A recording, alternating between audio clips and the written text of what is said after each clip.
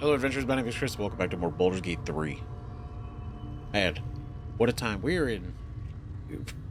we're in the dungeon. We're not just any dungeon. Cazador's dungeon. Because we entered the Tsar Palace last episode, and we went all the way through. It was quite the time. It was actually massive. I know that episode was insanely long. It was huge, right? But then once I started doing the palace, then we got close to here, and we did this. I was just like, man, we just... go all the way. Go all the way, right? And we did. And we learned a lot. We learned a ton about... We learned a ton, and there's still kind of some mystique, some mystery to it all, but we learned a lot. We learned a lot about Astarion. We learned about a Cazador, which was certainly very interesting. Right, because on one hand, right, it was not this one.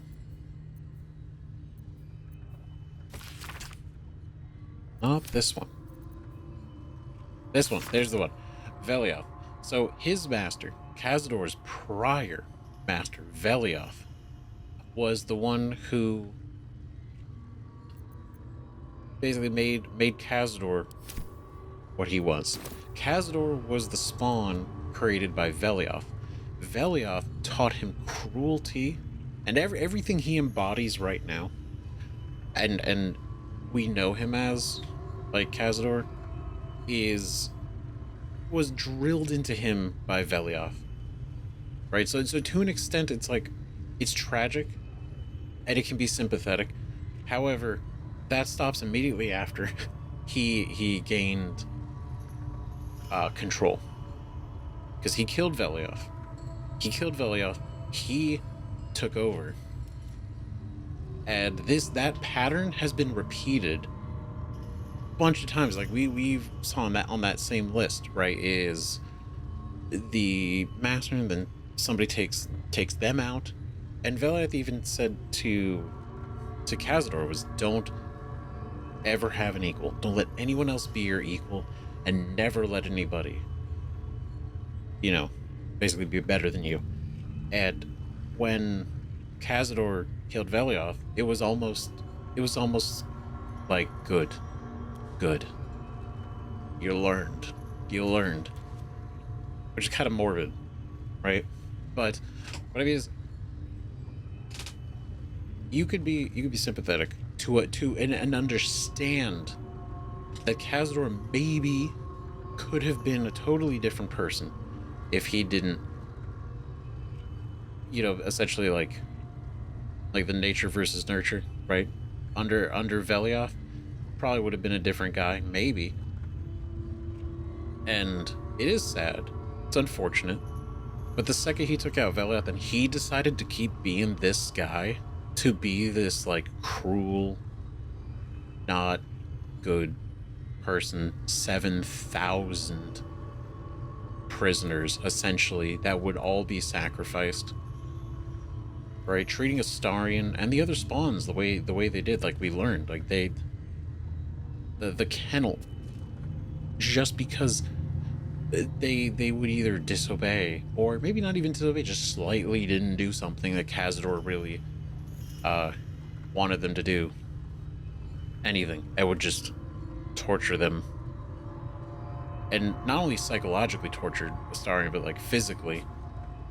And it's like all around. No, Cazador's a piece of shit, absolutely, and he continued to be. And this whole rite of profane ascension is, I mean, who knows? Maybe they've all been trying to achieve that, right? Every single one. Velioth was probably going to do it, and then we know that Cazador was definitely going to do it, because that would essentially put him in a position to never have anyone over him, right? Essentially completely secure his position, and also playing into all the teachings that he learned from Velioth. And the thing is, Astarion was doing the same thing. Astarion wanted to do the perform the rite for the same reasons.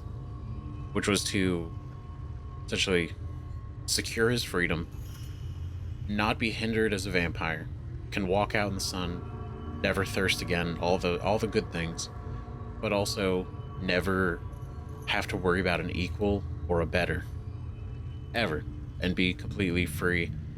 And so it seems like a pattern. Then and now it's finally been broken. At least for this group. You know, who knows who else in the greater world of Faerun knows about the rite of profane ascension. But for now, the chapter's closed. And it was a hell of a time. What a battle. Very, very cool. Took 2 rounds, right? The first one to learn it, the second one to beat it. And it was pretty rad. It's pretty great. As you can see, we have 2 sunlights out there. It's great. Right, by casting daylight, we did the little spheres. Prevented Cazador here from turning into his little smoke form, his mist form, and bat form. But hell of a time. Now the thing we do have to talk about is the fact that we released the spawn. We released the spawn. Right after a very emotional and just phenomenal. Both meeting with the spawn and then after the fight. Astarian's emotions and everything. Right? But then the decision to release the spawn, set them free, instead of killing them, instead of completing the ritual, right? Instead of completing the rite, we set them free. We released them into the Underdark. And now, the thing is, I've been thinking about this a lot, and the number sounds really intense. 7,000 is a lot of people. That's a lot of people, let alone a lot of vampires. You know? But I think for the Underdark, that's not really that bad. Right? If you release 7,000 spawn to go live amongst Baldur's Gate denizens, right?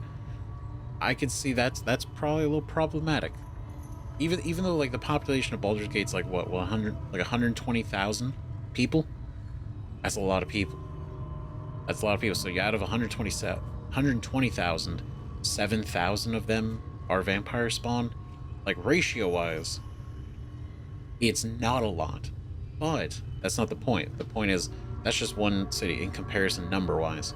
Because if you look at even like a larger city, like Waterdeep, you know, I think what is it? They upped the numbers recently. I think like there's the city of Waterdeep, and then there's the greater like actual Waterdeep area, and that's like 1 million. It's like a little over 1 million people, but in the city itself, it's like 130,000.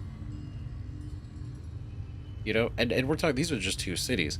The Underdark is like the size of the continent. Underground, it's massive. It is huge. It's absolutely gigantic. And there's even the lower dark of the Underdark, right? So you release 7,000 of anything in the greater size of the Underdark. It's so small. It's so small.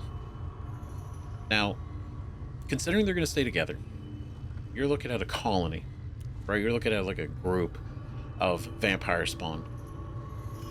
They are not the most dangerous thing down there. They are not. Because even before this, like the Underdark has a reputation of being dangerous. This is not like some safe place that's now going to be plagued by vampire spawn. This place has giant purple worms that are fucking massive, right? There are types of Underdark like drakes. Like we're talking Mind Flayer colonies are down there. It's not uncommon, right? And then we're also talking about drow, not just Menzoberranzan, which is also a huge concern, but like the idea that you have like a drow sorcerer is not to be messed with, realistically. And like you got these guys who are showing up, and they're not trained, in like crazy combat. These aren't like super powerful, you know, like an army, just like number wise, but skill wise, you know, they can end up just as much prey as anything else. You know how they're going to survive. I mean, you have a lot of ways that they could. They might have to go, I mean, the way of the Dwergar as far as feeding. You know, maybe deep gnomes. But at the end of the day, the whole point is I've been thinking about the number, and I don't think, in the grand scheme of it all, 7,000 is a crazy number to release into the Underdark. But I can see 7,000 vampire spawns showing up all at once would be kind of wild. Be kind of wild. But the fact that they don't have to worry about sunlight down there, all they gotta do is worry about being fed. You know, so they're not gonna be. They don't have to hide. This whole thing like they would have to do up here. So hopefully, in some amount of time, they will have peace. They will be able to live some sort of life rather than no life at all, or basically trapped inside the palace here. You know, and Astarion is finally free.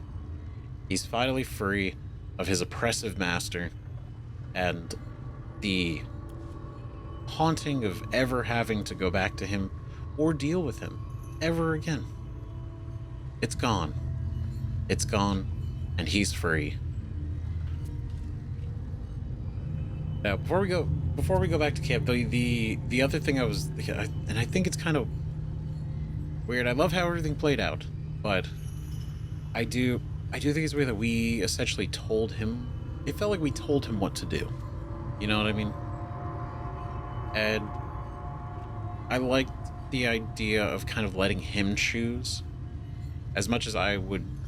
It's like, obviously I didn't want him to do the right, you know, and having some influence in that, it's like, okay, cool, right, you know, like we did for Lae'zel, like we did for Shadowheart, you know, and sort of do the same thing for Astarion, and the same thing for Gale, you know, kind of just being that voice, but not really commanding them exactly, because when Lae'zel, you know, was dealing with like Vlaakith, when Vlaakith showed up, we were hands off for that, and Lae'zel fucking laid in.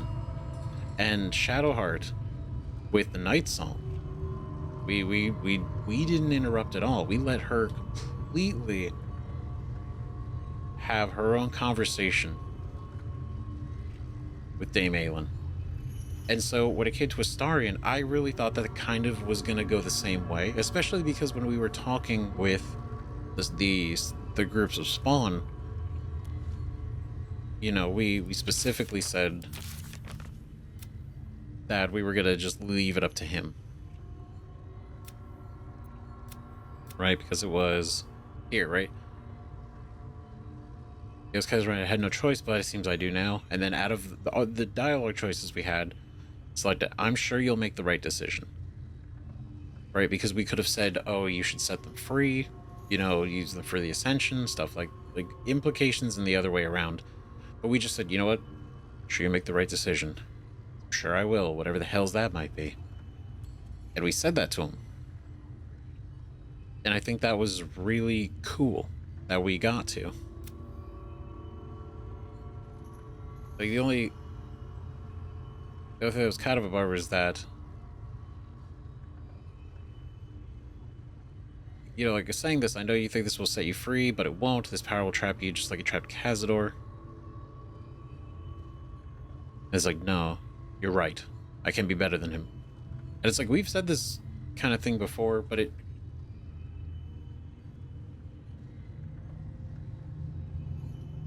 I don't know. I feel like it was interesting because he thought of both. Right? When speaking to them, he was like, shit, they don't deserve this. I did this to them. You know, and then thinking, yeah, all 7,000 of them, are going to be consumed by this.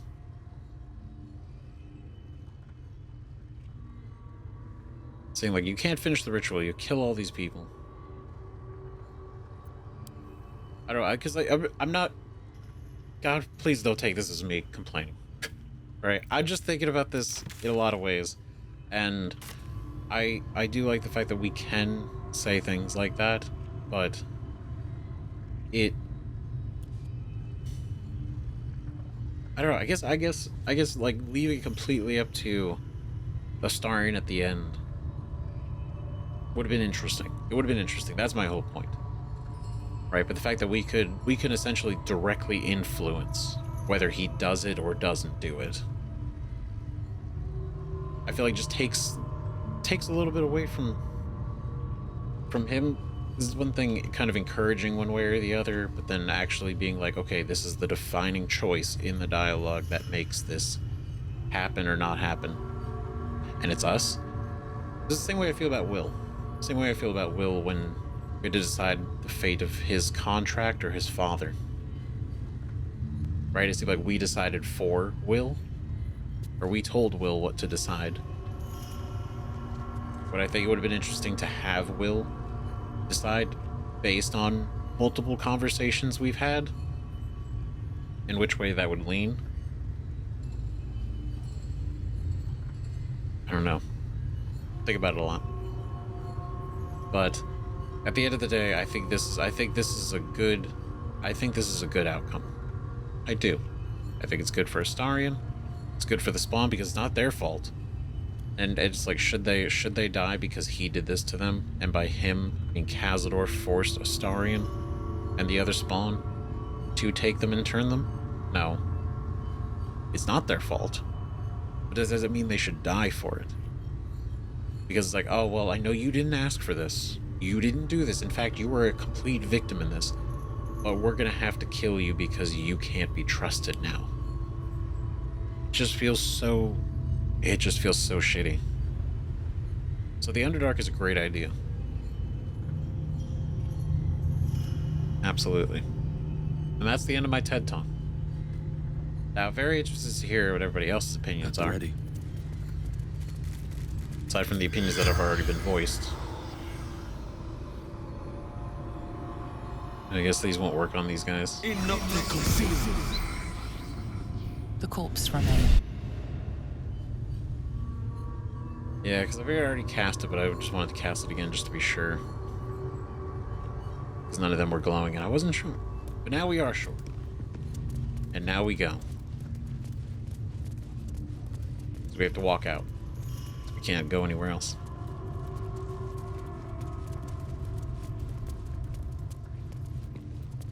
This has been a very cool dungeon. Very cool everything. Right? Absolutely fucking tragic about the kids. The fact that the children of the Gur were actually turned. And there was no... Oh boy. There was no getting around that. Oh boy. Yeah. Speak of that. Yeah, there was no getting around. I just think that really fucking sucks.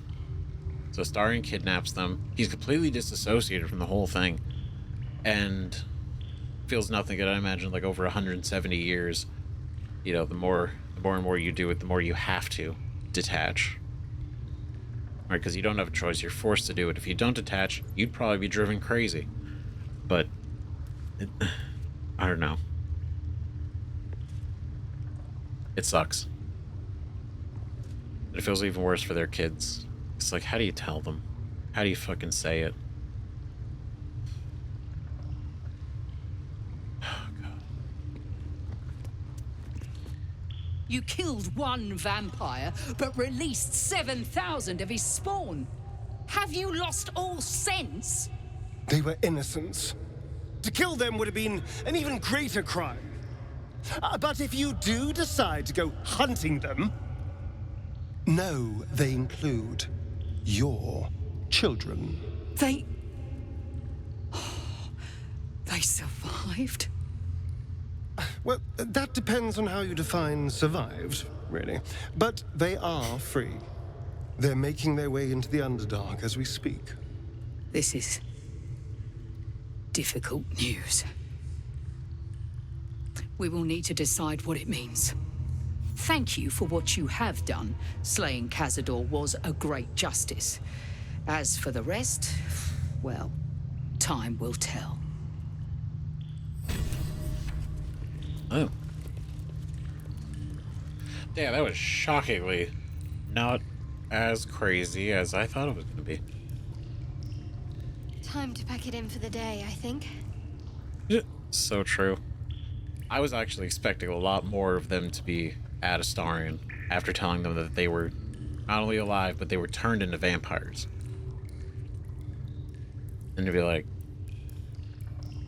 I guess they're understanding because they understand the circumstances. And they only wanted their kids back anyway. But man, there we go. We met with Olma, told her of Cazador's death and the fate of the Gur younglings.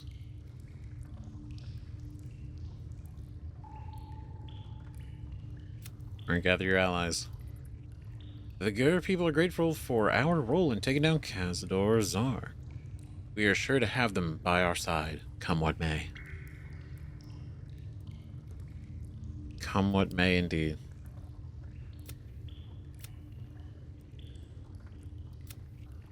Oh, cool. So that's those. And then...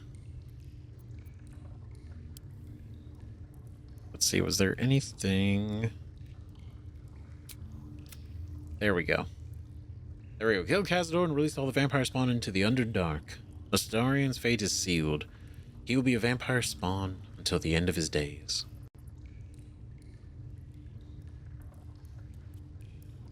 All things considered, for the best. Now,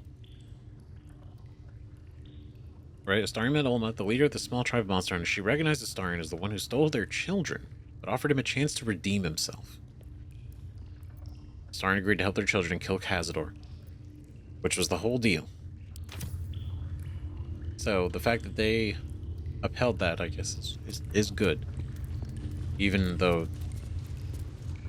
it's not the worst case, but it's like the second next best thing. They're alive. I mean, they could still go visit them, technically, if they wanted to. They just have to locate them somehow. I pray the spawn will stay in the Underdark. We will show no mercy if they return here. Oh, I'm sure they know that. If you think those spawn will stay in the Underdark, you're a fool. We'll see them soon. Mark my words. See, we don't know that for sure. We don't. I mean, are the odds? They're not zero. But the idea is like they have they're not normal spotters, and their circumstances are not the same as everything else. They are turned, they have self-awareness, they remember a life before they returned, and they've been imprisoned. It's so the idea, like, you just stay in the Underdark and you'll be fine. That's a pretty good deal. I feel like they would try to remember that. You could have killed them all. You could have ended Zar's legacy today. We did end his legacy today. Sure, he turned to them. But they have nothing to do with him anymore. I don't know what to think. I wanted to see our children again, but not like this. Never like this. I mean, a fair, right? Why would you? If it's not the circumstance most wanted. Anyone capable of killing a vampire as powerful as Cazador has my respect. But you are not a true hunter. Sparing the spawns was an error. Releasing them was an act of madness. No, it was an act of... It's an act of mercy. And nuance. You let thousands of vampires spawn go free. How many will die because you could not do what needed to be done?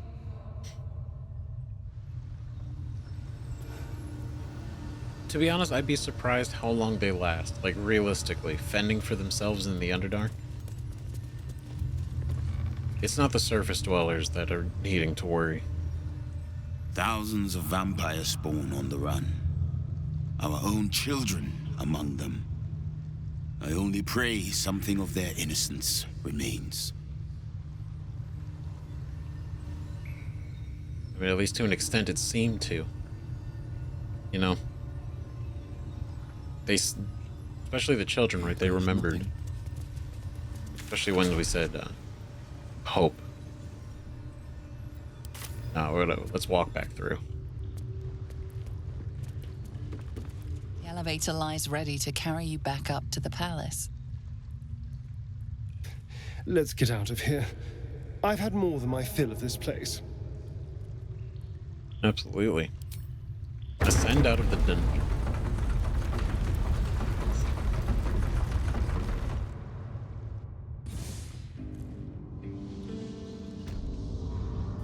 Man, it is something, though.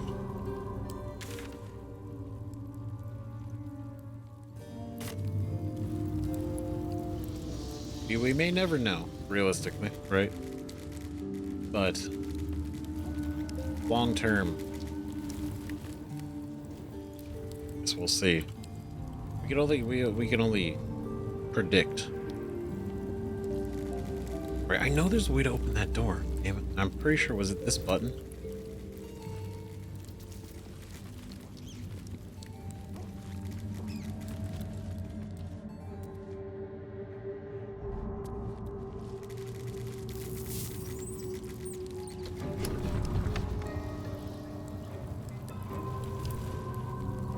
It is. It is that button.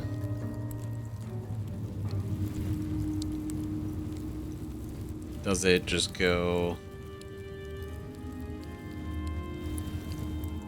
Okay, so we gotta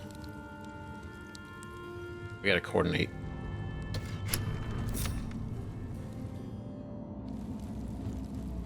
Alright, so if I go over here, and then Trust no one. have a Starian. What to do? There we go. Path lies before me. Sweet. They have a hell of a room. Oh shit.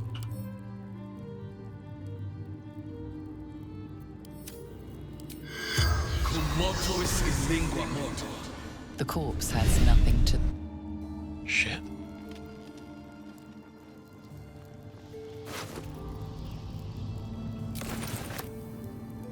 The invitation.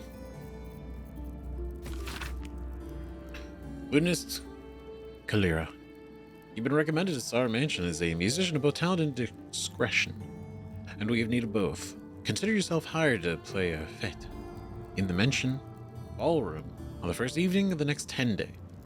Dress as reserved rather than ostentatious. Chamberlain DeFay. P.S. Be prepared to play requests.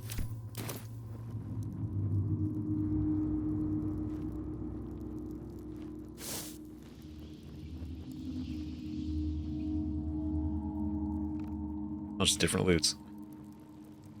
Now that, I mean, it really sucks, right? Because there's they had the party. There was ones that they were gonna, you know, turn, feed on, bring to the ritual, all that. But then there was just the others who were just for entertainment purposes. Which also fucked up. Ooh, there we go. Counting house safe #1 key. Which we are going to have to stop by the guild hall again to sell these keys. Right? I'm hoping I can still sell them, even though I... Open up. What was it? Technically, it was like, as long as they're not used. As long as they're not used, we can technically sell them. So, we could try.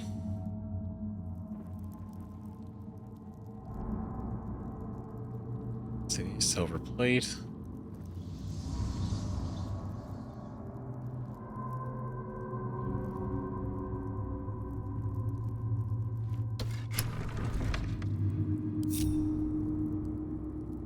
Okay, does that open it for everybody else?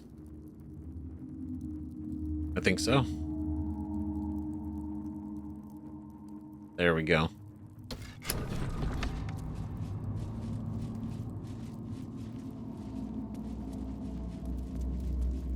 Oh. Everybody out? Boo? Great. Okay. Okay, so I think we just go. We just leave. Better not be cursed.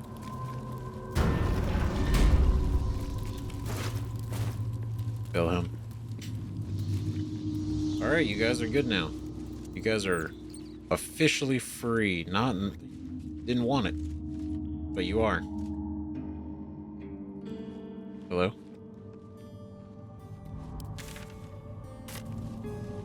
Does anyone else happen to be roaming around this place still?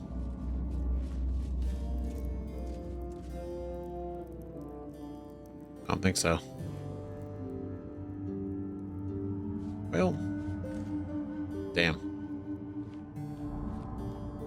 I guess maybe they heard about his death and were like, shit, well now we're kind of unemployed. Might as well leave. There's no point. We're not getting turned. We're not gonna work here anymore. Oh.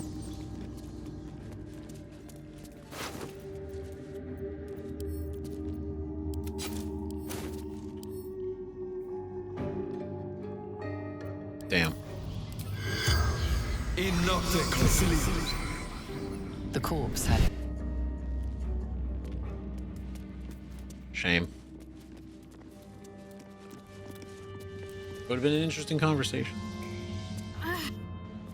Damn it, Shadowheart, why? Like, the second I'm trying to go outside, you decide to talk.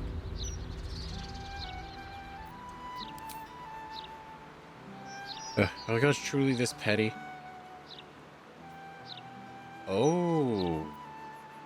Exciting. Mysterious Sharn wound. Your old wound is ragging your body with an intense, mysterious pain.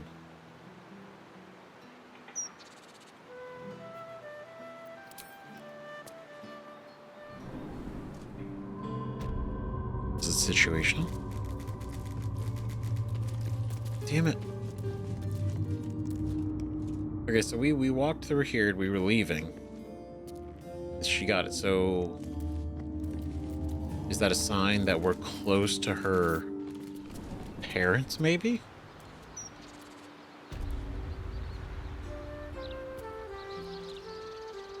Because again, even denouncing Shar and abandoning her and going to...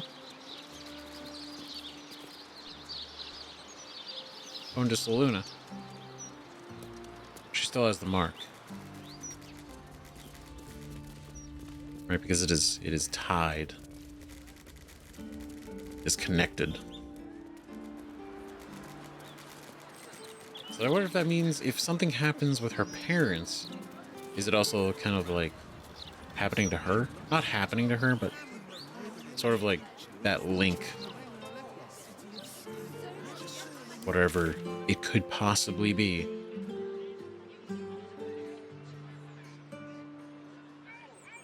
Yeah, we got so many places to go. But before we do, we gotta go back to camp. So we gotta talk to everybody else about this Cazador situation. Because this was quite the big one.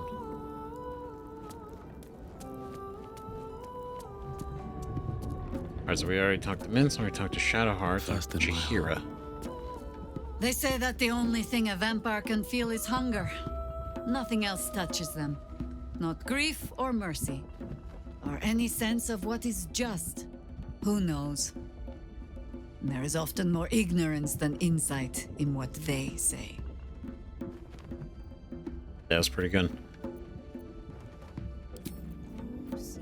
Because it's always like the common knowledge, and then there's always that one case, at least one case, right? Because you could say like the exception doesn't make the rule, but there are exceptions. Just how rare are those exceptions? You wish to consult me? God, you look great in that. That's so cool. Damn. Got nothing to say about that. Astarion showed restraint where most others wouldn't. He might not appreciate the sentiment, but I'm proud of him. I think he would. Because I believe that that sentence, he doesn't hear very often. All things considered, right? Is somebody's proud of him. Astarion chose right, and any well-trained Githyanki would have chosen the same. We seek might not for individual power, but for the good of the collective. I may no longer serve Vlaakith, but I still attend to a collective, the allies of the Prince of the Comet, and, of course, the one we've made for ourselves. To seek power for personal glory alone is a farce. Astarion was wise to see it. He did, I mean... Yeah. It definitely seems like he was leaning more towards it naturally on his own, though. To do it, or I'm saying the ritual-wise. Because even at the end there, he still said it. You know? It's like, it's dangerous to let these guys go. We might as well use it. Might as well use it. He'd hate to hear me say this, but I'm so fucking proud of Astarion. He could have had it all, but he kept his soul instead. Wasn't sure he had it in him, but he's changed so much. Overcome so much darkness. Oh, I could smooch that pointy little face. Yeah, couldn't we all? You're a good lad.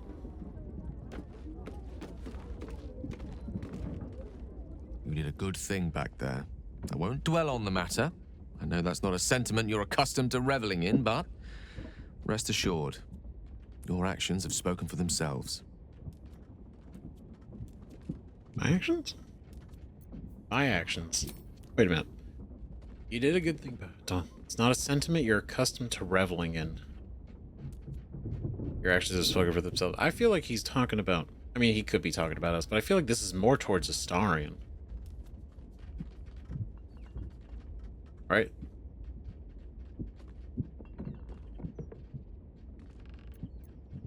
It feels... I mean, either way. Either way, it's nice. Hello, my dear. You're a free man. Freer than most. Freer than you thought you were ever going to be. How good to come for a chat? Nope. I just was curious if there was any opinion. Aelin, do you have any thoughts? I was just very impressive. Thank you for helping Aelin. That wizard sounded absolutely dastardly. Oh, nice. We got Resties now. Hopefully he'll be the last. My pleasure. He had it coming. Let's see. Well, hope you get rest easy now. I always do, with darling Isabel by my side. Enjoy the spoils of your victory. Spin memories of Leroican's death in your mind like silk floss. My darling, we must inform our friend of our news. Indeed. I've scouted a Selûnite enclave outside the city. They faced the Absolute's armies and come out battered and bruised. Aelin and I will go to them, provide what help we can. But fear not. When the time comes for you to face the foe of foes, Isabel and I will stand by your side. We wouldn't miss it. Not for anything. Go well, friend. We will see you soon. And with our great powers combined, this city will be saved. It shall be. That's, oh man, that sucks. They're leaving. Damn. I know we haven't had a lot to talk about since, you know, we got here. You know, since leaving the Shadow Curse lands, but, I mean, it's still kind of cool to have y'all hanging out here.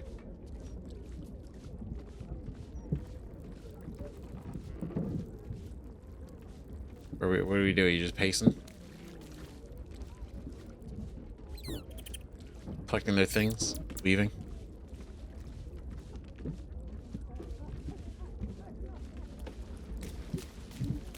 Not one meal. That roast beef and that vegetable soup have been here for a while. That wasn't you. I know that for sure. And I know better to ask now. I know better than to ask. Now. But let's go long rest. It's a good idea. It's been quite the day. You come to speak of the last time Minsk stood watch? Minsk is an open book, with many Who is ready with the musings? Here we go. How are you and Gale getting along? I do not wish to speak of the wizard. I could not have said it better myself. Damn. That's... oh no. I get it, Gale knows it. No. Not even, what did he do to upset you? Gale's great. What's your problem with him? He came to me one night with a little book of mischief, full of words and their meanings. Posterior, he says. Can you say posterior? Pwah, I refused. Minsk does not need to know the language of wizards. Was it like a thesaurus? Like a dictionary? Stupid. I love the idea that it's literally just... Can you say another word that's not but, dude? Can you... It's kind of condescending, but I think it's a little funny. I don't think he's doing it maliciously. Can you say posterior? The language of wizards. Posterior is in wizard tongue. It's another word for butt. I'm trying to teach you a mighty spell. I'm trying to educate you, no harm in that. Posterior is it's another word for butt. It is an inferior word. Far too long to use in a battle cry, which is where a butt belongs. Gale would do better to educate himself in the ways of sword and steel than to throw these pointy words at Minsk. Ah, yes. Gale also owns a cat. A cat with wings. That is most unnerving for poor Boo. Oh my... Not the cat with wings. Jeez, you should give him a break. He's only trying to help. Do you know that he's an explosive magic orb in his chest that could destroy a city? You're right. He's very annoying. Just give him a break. He's only trying to help. Never! If he is not careful, Boo will shred his books and use them as bedding. Damn. Not a fan of Gale. Not a Gale fan. It's so funny. What do you think of Lae'zel? Minsk knows her people well. The skin of the world is thin up in Resheman, and it is easier there for things to slip between the planes. Sometimes these are wonders from other worlds. Sometimes warriors, hungry for plunder. Such visitors have inspired a saying among my people. The children of Gith live long and forget the face of death. And so they come to Reshiman to be reminded. Very cool. You know, I slip between the planes, if you know them. So you see the Githyanki as your enemies. Lae'zel was not her people. She's a fine ally, and her people have fought the Oath much longer than we have.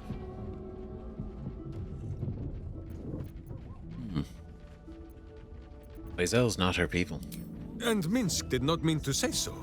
No more than he is a Hatran of his high country. No, Minsk has no hatred for Githyanki. It is a fine thing to fight against them. And a fine thing to fight beside them too, I think. Besides, the children of Gith alone have witnessed a sight that I have long yearned to behold.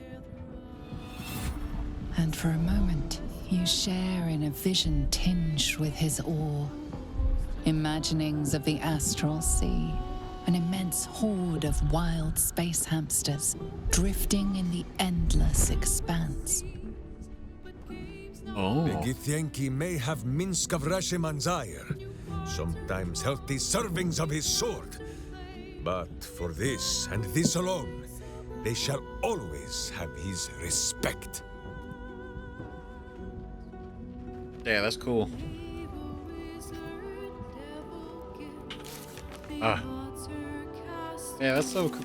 That last one. Right, imaginings of the astral sea, an immense horde of wild space hamsters drifting in the endless expanse. Because the children of Gith witnessed that, and he's like, God, incredible. I wasn't expecting it. Okay. The cub speaks. I think we're good. Unless Minthara. You wish to consult me? Nope. Guess not. Okay.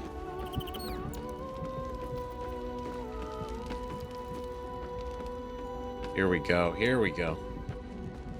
Here we go. That's strange. Knowing I'll never hear Cazador's voice again. Knowing it'll never command me to bow against my will. I'm free from him. Forever. Forever. Forever. That's a very literal forever. How does it feel? Do you regret turning down all that power? In that ritual chamber, you were someone else. Someone unrecognizable. Do you think we did the right thing? Bring all the vampire spawn? This is good. I feel like we're only gonna get one.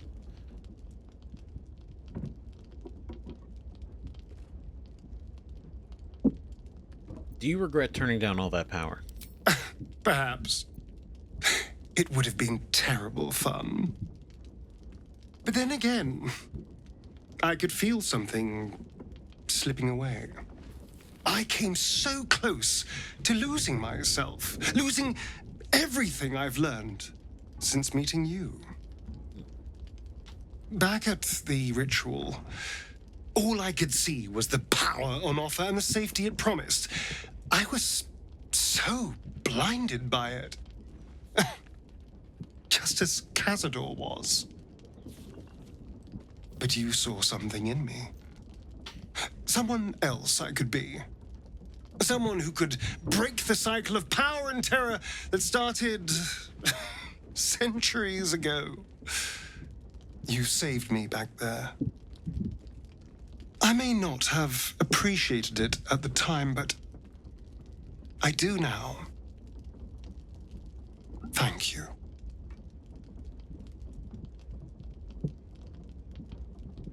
That is the most genuine this man has been in this entire game.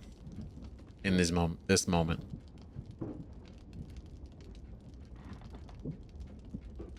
Right, and being like not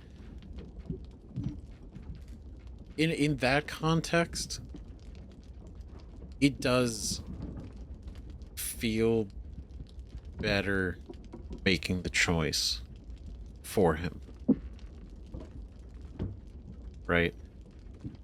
Now in this context, it's like the fact that he even recognized that he was losing himself, that he was slipping, blinded by it. We kind of like pulled him back.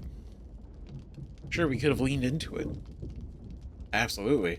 And gone through with the right, and I mean, who knows what that would have really done. I mean, made him incredibly powerful. Absolutely. But, to say that he was close to losing himself, everything he's learned, not just like, you know, talent-wise and skill-wise, but like morally, and also just maybe even learning more about himself, right, over time. To lose all that in that moment. Yeah. I don't regret a thing. Oh, you saved yourself. I just gave you a push. The ritual would have changed you. I'm glad you resisted it. I wasn't sure if you'd stop the ritual or not, honestly. Do you think we did the right thing, Ruth? I am. I'm very happy with this, but at the end of the day, we did encourage it, but Astarion still made the decision to listen to us.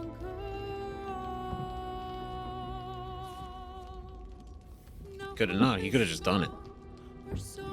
He had the staff. He had everything. He had no reason not to, other than, well, reason. And us.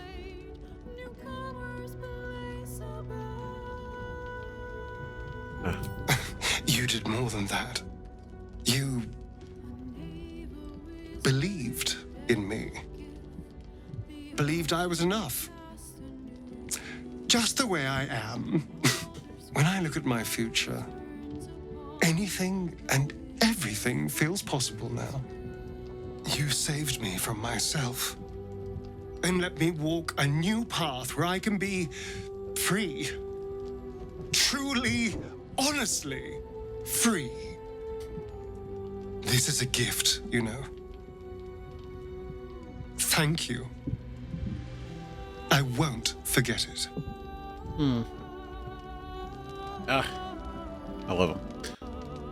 If only we were able to meet 170 years ago. But I guess the circumstances would be very different then.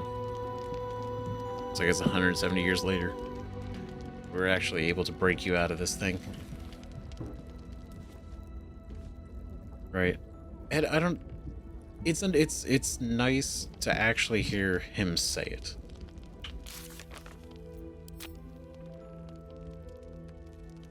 Right? To say, you believed in me, believed I was enough just the way I am. Not needing to be ascended. Not needing to be ascended. That you were... He was good with who he was. Now you, again, this isn't like... Because there's... What's the way to say it? And I think it's an interesting point. I don't want to like go into a whole thing with this, but I've been thinking about it. Because Astarion is a hot topic. Specifically. Right, with the terrible things he's done, and there is good in him. You know, not... He was just like a normal person. He was taken, turned into a spawn, manipulated, abused, forced to kidnap victims. All this time to essentially secure his master ascension at the cost of his own life as well. Right? And you could say, there are not... He has some not good aspects. And I say good as in like, he's not some like pure, holy, you know, do-gooder, you know, through and through. You know, there's some nefarious things that he has enjoyed and continues to enjoy, but to acknowledge both is important. It's just I've elected like with most people, not just in game, but just in general, right? But also in our playthrough too, is like see the good in people. It was really hard with Shadowheart. My God, because it was like, where is it? Where's the redeeming quality? Where's the light inside? Where's the light inside you, Shadowheart? Where's the side? And it was like, okay, her memories are wiped, and you know, there's some mystery there, and it's like, okay, there's a chance maybe she doesn't even know why she's doing this. And then it was like, oh, she doesn't really know why she's doing this. Okay, interesting. But the point being is, if you look at, if you only look at one side of every character, I think you're doing a disservice to yourself, the game, and the characters, right? And a lot of the stories and their arcs. And it depends which side you focus on too much. If you focus on all the bad sides of like Astarion and Shadowheart, you completely lose out on the arc that they actually go through to become not those, to not continue to go down that path, right? You miss that. You do that. But just like if you only ever focus on like the good side of everybody, then you ignoring the dark aspects of them that contrast with their good side, you know, you also seem to you lose a bit of the struggle, right? Because it's like, oh, they're good and they're always good and they've been good and they do good things. Sure, it's like, more often than not they're good, you know. So whenever good things happen or they do good things, you know, you kind of miss the struggle that they go over to do those good things, right? And to say that, what's the way I want to word this, is almost every character in our group, if you focus on the negative aspects, you would never want them around. You would never want them around. Like, realistically, you wouldn't. You would. Astarion's a vampire who kidnapped a bunch of people, condemned a lot of people. Not good, right? Bad guy. Not, he, you know, the way he even acts like he enjoys it, you would immediately be like, no, I don't want this guy around. He's bad. Gale. Selfish. Self-centered. Very, very big ego. Incredibly, he has the power to back it up, but the point is, he acts like that. His mind is like that. He also has a bomb in his chest that can essentially level Waterdeep, which is, again, a large city, bigger than Baldur's Gate. Okay, for comparison. So immediately you see he's got that in his chest and his attitude. You're like, no, that's way too much of a liability. Get him out of our party. You know, not good. Karlach worked for Zariel, was in hell, is still followed by her agents, is known way too much of a liability to have around. Way too much. Even though she's a nice person, doesn't matter. If you think about it like this, right? You just focus on the one dimension. You wouldn't want her around because she's too much of a liability. Being followed around, because the whole group that we fought when we saved her, right? When we went to go confront her with Will, the group we immediately went to go deal with, they were agents sent to take her down. So from that alone, you'd be like, no, we don't want to deal with this. Not at all. Lae'zel, Gith. It's wild to be that straightforward, but at the end, I mean, right?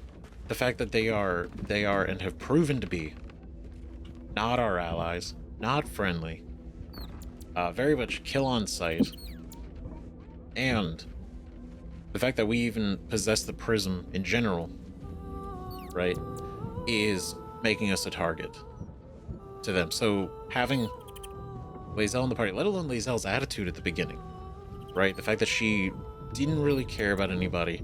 She was pragmatic in the fact that we all had to be together to survive, but she was still... It was this idea of, like, could we really trust her? And more or less, if you just focus on everything, like, surface level, like with the rest, you wouldn't want her in the group either. You'd be like, no, it's too much. And then Will, literally...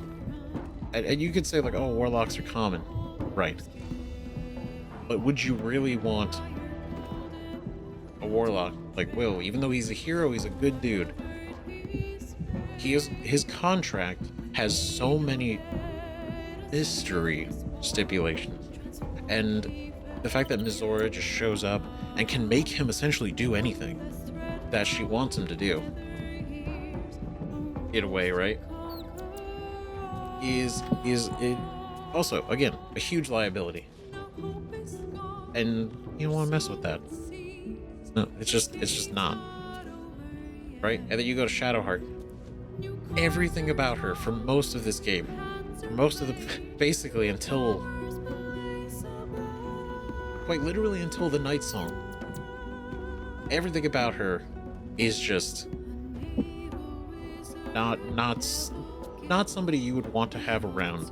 Is unpredictable, dangerous, is a Sharan, which has a reputation in and of itself, but also the fact that her memories are missing. So who she even really is, we can't even predict, because she doesn't even know.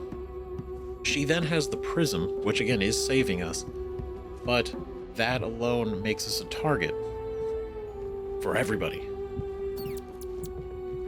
Now, it's good that we have it, but I'm saying, like, her as a person, right? Not even talking about the prism. It's the fact that her, you would see that and be like, no, she's not a good person. She's not, I was gonna say, she's not nice. Alright, and then Minthara, Menzo Baranzan Drow Paladin of Lolth. Everything about that is, that's somebody you do not want.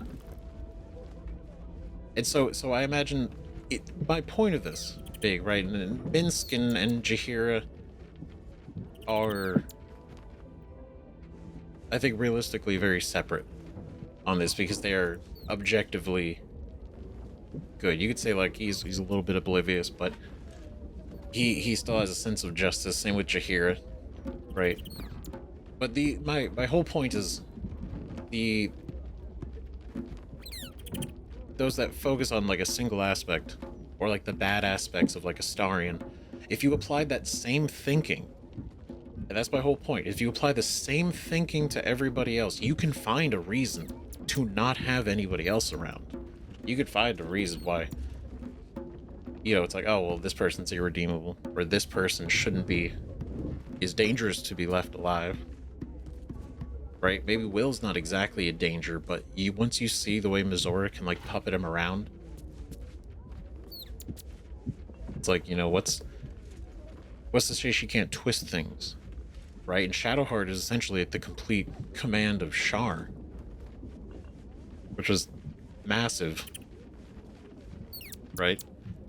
And I mean, Lae'zel, if we didn't go through everything with Lae'zel, she would have still been Blacketh bound.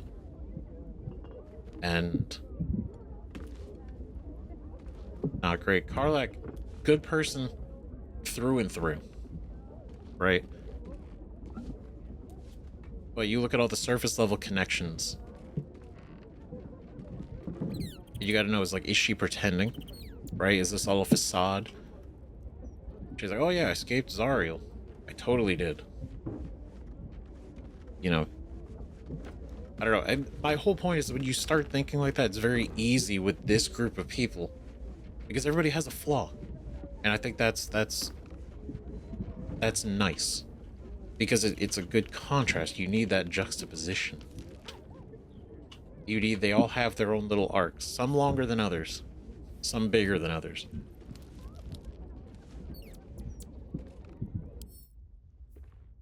Sweet stone features. Affected entities blessed by their own depiction in stone. Gains 1d4 bonus to attack rolls and saving throws. That's the statue bonus. Beautiful.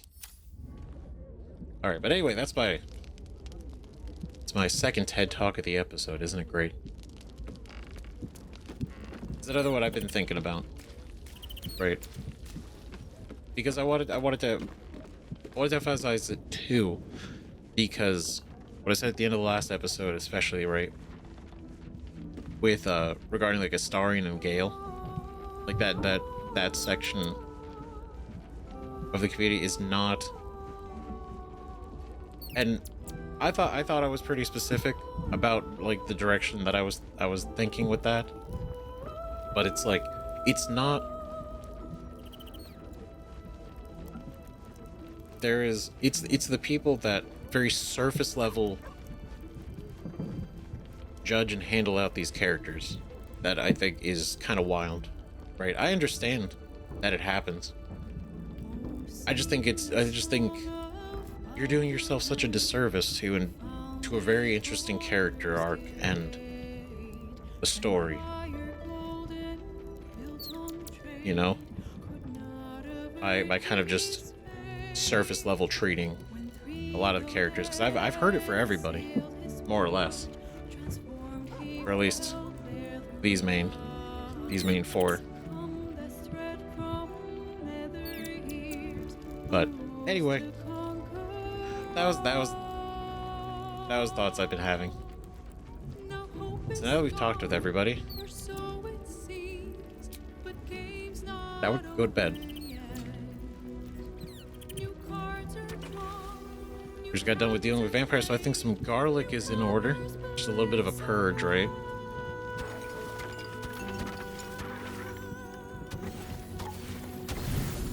Garlic and alcohol. Let's go.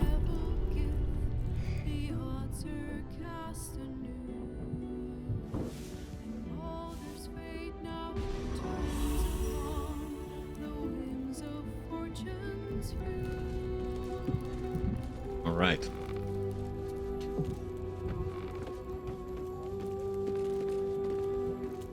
I wasn't expecting it, but Oh, okay. All right, I think we're good now. I think we can break free. Back out into the world.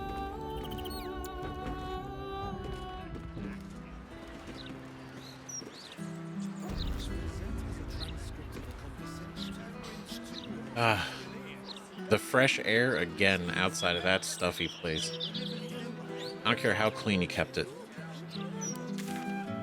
That was dusty. Absolutely dusty.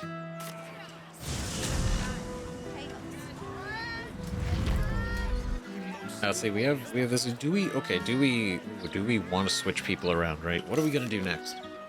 What are we gonna do next? That's a big question. Right, because we did these. We have the Iron Hands, the Iron Hands, and Dribbles the Clown pieces to find. I don't really know where they are exactly. We just gotta be vigilant. We got the Hag Survivors. Then we also have to look for the Sharon Lookout. Then also Answer's Lair. That's gonna be very cool. Okay, one thing before we go get too carried away in the lower city, I wanted to follow up. Commander Lightfeather. I won't have a word. Oh no. The pigeon carries itself with an air of dignity, its mannerisms stern and command. I forgot I took a long rest. Oh god. Apologies, Commander. Yet my flyers have not. I suppose they've flown this mortal coop, so to speak. Make your report. How did the battle unfold? They died horrible, painful deaths. Blood, guts, and feathers all over the place. They fought to the last feather against a truly formidable foe. They were eaten by a flying cat. They fought to the last feather against a truly formidable foe. Of course they did. No doubt it was my training gave them the discipline and resolve to stay in the fight. As for you, flightless one, it was an honor taking you under my wing. Dismissed.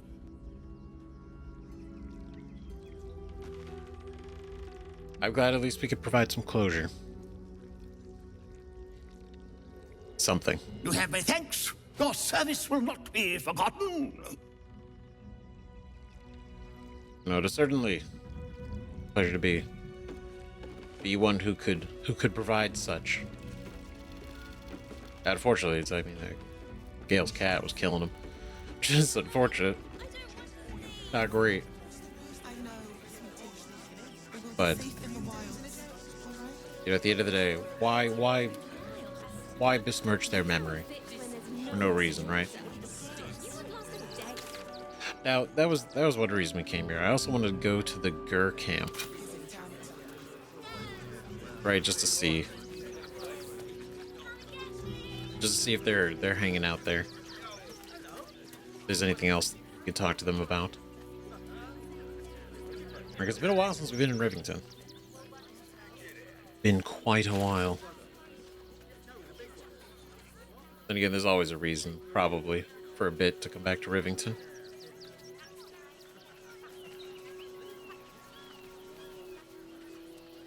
Just want to make sure. Oh, they're probably not here, huh? They leave? Oh, yeah. It's true, they technically... Yeah, I guess they technically don't need to be here anymore.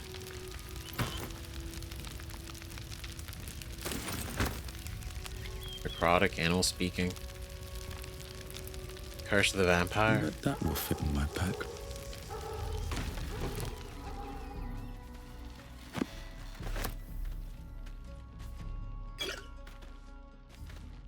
Dude, they're prepped. Look at that. Arrows of Salving.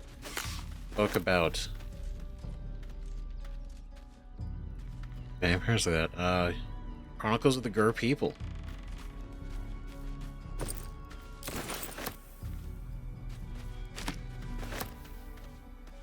Wait, no.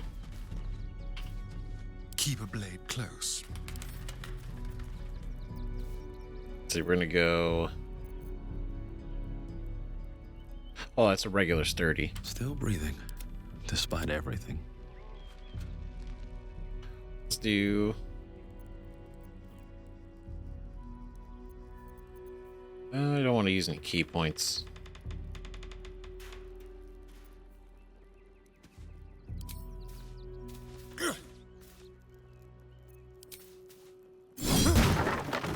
There we go. No time to rest. Chest's practice sword. I freak it out. Hook. Gold.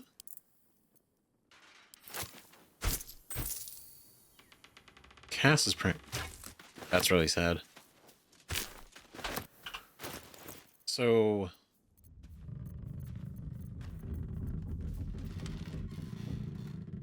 Wooden sword coated in a thick layer of varnish, clumsy and covered in crude painted handprints like blood.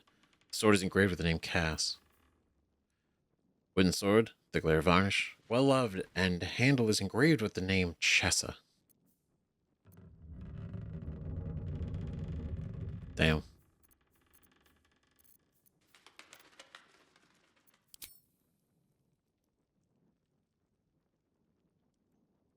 Wait, what is this? What is this?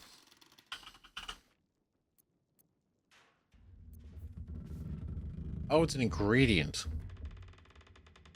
It really threw me off. I was like, what is hook? Okay, Curse of the Vampire. Right, which we read. Conveniently placed not too long after and around when we met Astarion way back when. Chronicles of the Gur people. This book's pages are worn and weather-beaten. The text remains clear. Hundreds, maybe thousands of entries, listing names, dates, mighty deeds, written in many different hands. It chronicles the history of a people as they travel across Faerun. There's also an extensive bestiary describing all manner of monsters and how to slay them. The descriptions are graphically detailed. Damn. I mean, they are a people of business.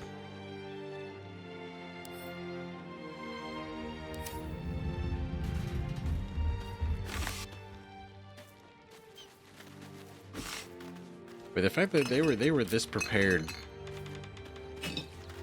See, look at that. They brought water. They knew what was going on. They've done this before. All the time. Just, I mean, Cazador's one of the most powerful. And was very close to becoming virtually unstoppable. With haste. I mean, could we have still done it? I mean, I feel like it's a lot. I would hope so.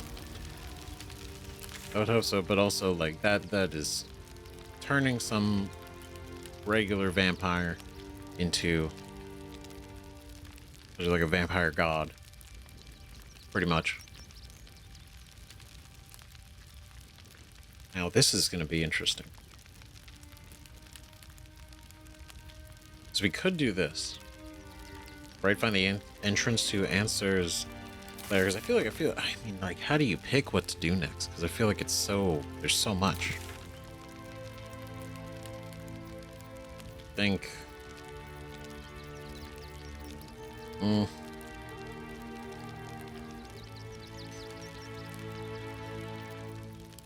Okay. Okay, let's see. Because we have to decide. Because I feel like a lot of what's on our list, they're kind of all big things.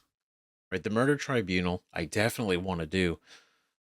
And I don't think that's going to have any repercussions with Orin and Halson. Right? I don't think so. But it might. It might, I have no idea.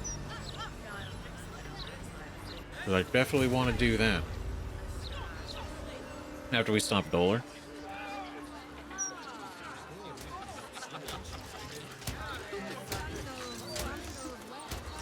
And also we should also just wander the city too. Right? It's been a while since Shadowheart got out, and Astarion, this is his first day of real freedom, so.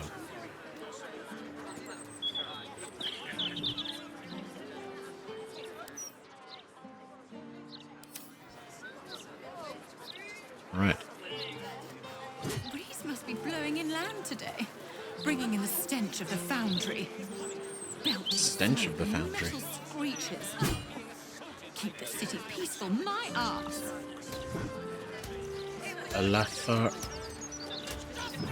Elarathan. A fig?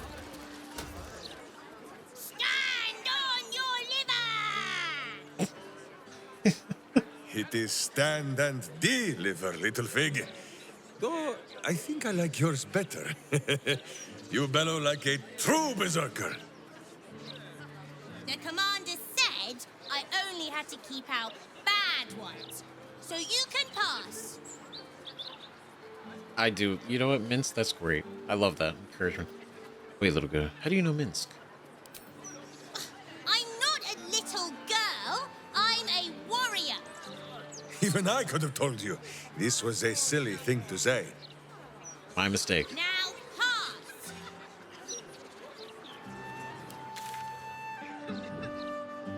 Where are we? What is this?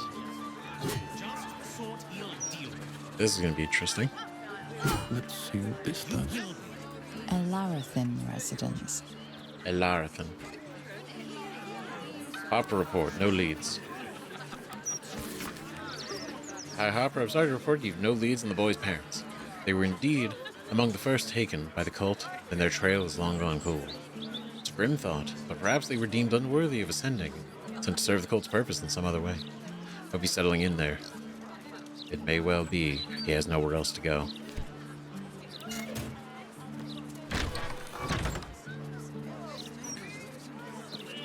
Okay, I feel like if the... Okay, hold on. I feel like we definitely want to switch out with Jaheira then. I feel like that's definitely a good idea. The cub speaks.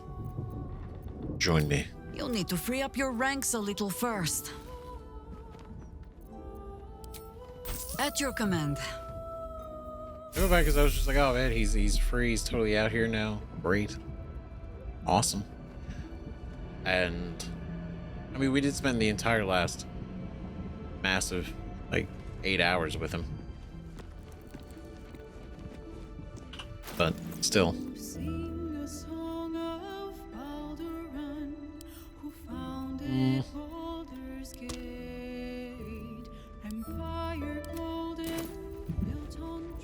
Okay, then we're gonna keep. Should we keep Shadow? I think we should keep Shadowheart, right? Shadowheart's fine.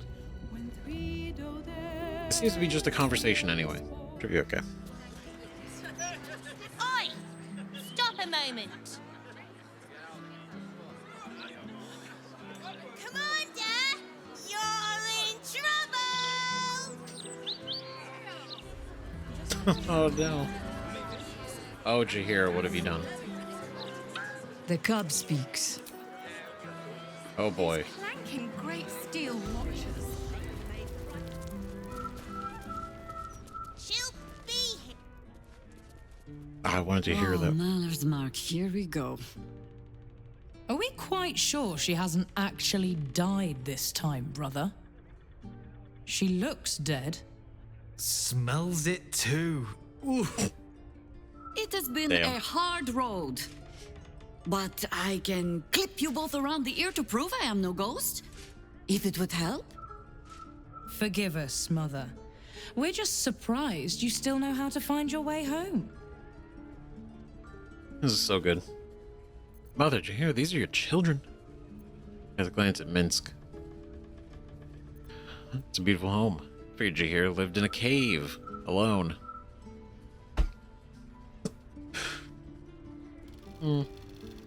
I don't know if this is literal, as far as like children, or if it's, you know, figurative.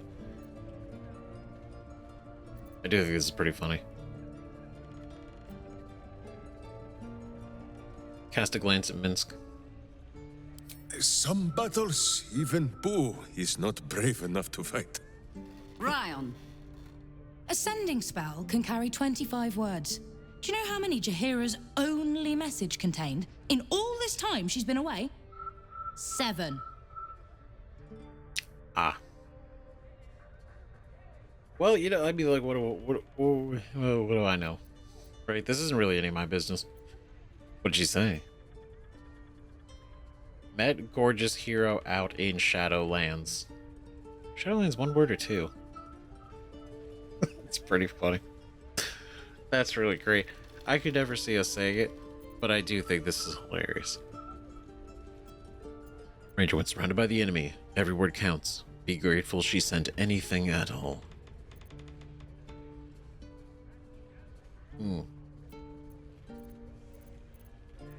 What did she say? The message went, I'm sorry, you know what to do. So why haven't you done it? You were supposed to get the young ones out of the city. And you were supposed to be dead. That's what your oh-so-stoic message meant, yes? Yet here you are. So, what happened out there? I got my skin saved by this one. We've come to take the fight to the cult, which is exactly why you all cannot be here. Why? You plan on winning, don't you? You're the one who saved her, so tell me. Are we all doomed? Damn, this is something to walk into. Man. Ooh, tensions. Yeah, you're the one to say it. How bad? How screwed are we? Not in this lifetime. The cult is powerful. It's not going to be an easy fight. Really listen to your mother. We're all going to die.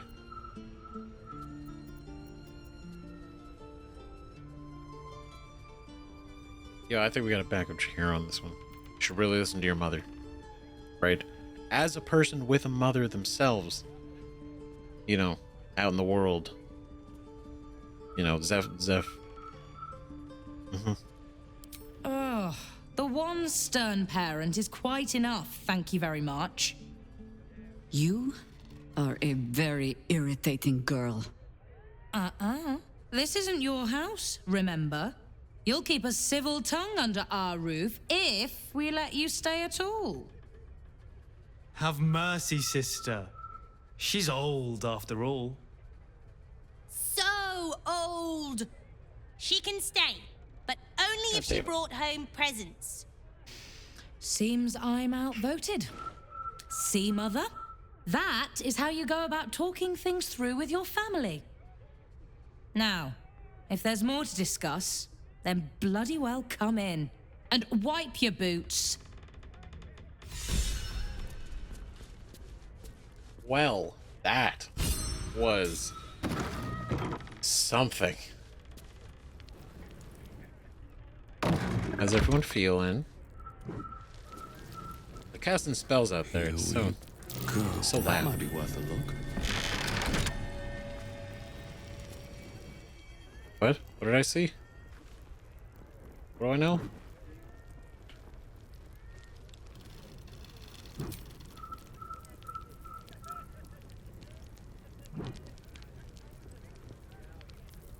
Oh God. Wait, what did I perceive? It was walking this way. Is it outside?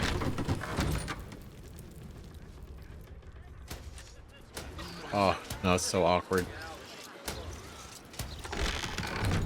Okay, hold on. Jaheira? The cub speaks. Why'd you tell me about your family? I have given you much reason to think that Harper's hoard secrets like precious stones, but I promise you, this was not some intrigue. Just, plain and simple foolishness. As if by keeping clear of my family, I might keep them clear of the cult in turn. And if this fight were to go against us, well, they had already done their mourning. Why visit it on them twice? Damn. I mean, that's a good point. Can't blame her on that. Alright, stay away just in case. Just in case. To draw any attention to them. It's risky. You're right. That is extremely foolish. I understand. They would have done the same. I admit it, you were just afraid of Orion. Do you have so little faith in our chances of victory? I mean, to be fair, we would have done the same thing. Well, if fool I be, then at least I'm in good company. I was wrong to think I could keep my children from this fight. They're Baldurian born and bred. The only damned reason I root myself in this place. This city is a cesspit. An open sewer of the soul that taints us with its filth and churns us out when all that is good has been stripped away. It also happens to be their home. And so it is mine. Ugh. That might be the first time I have said that out loud. Now come. We had best get to saving it.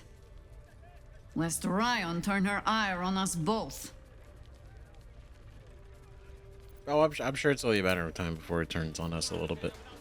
But, man. That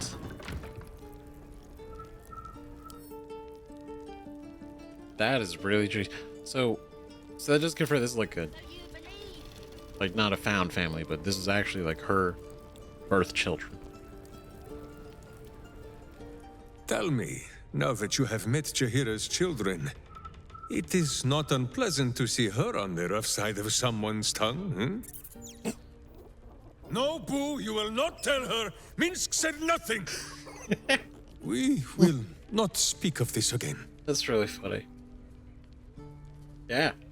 He's just like, yeah, Dad, does it feel so good being on the other side of it? Does it, Jaheira? Does it? Minsk is an open book.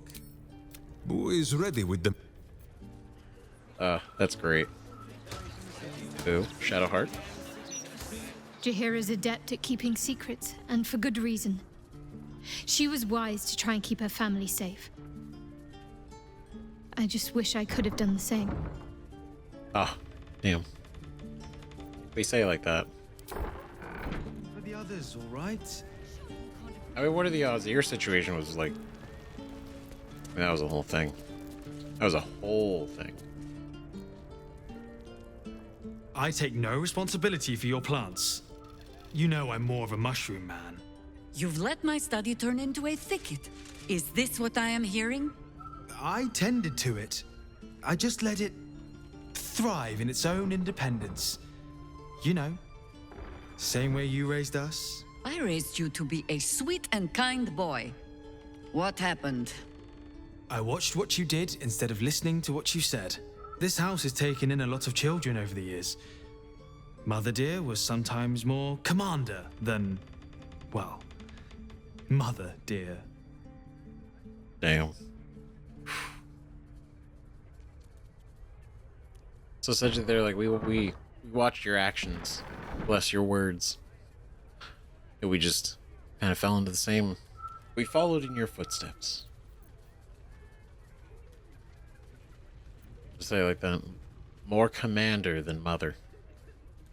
So you're all Jaheira's wards? Found her to be firm but fair. Absolutely no comment. Ranger, plants need light to grow, but a little heat too. Just some plant advice, just in case. So you're all Jaheira's wards? Wards, family, lifelong irritants. Use whichever term you wish. We were down the market when I was about 9 years old. Some merchant started in with the usual. Yes, but where's your family? Whose son are you, really? When Mother was done with him, well, let's say he won't have any sons of his own to worry about. Nature's law in action. Yeah, that curtain was unfortunate timing, but Jaheira standing up for. No one messes with Jaheira's family. No arguing. Just tell me you're well. I am well. And Minsk? Boo is also very well, and happy to see you, Ryan. And I him. Enough that I'll let him keep his lumbering, sweaty steed inside. So, this cult. What's our plan? I'm not fool enough to think I can change your mind. But if you're staying, I don't want you taking up arms. There are other ways to fight. Really? Like what? Okay. Alright, here we go. The refugees outside the walls. They'll need protection. Healers. This place could serve as a hospital. Ignore Jaheira. If it comes to it, pick up a sword. Prayer? These are good ideas. Right?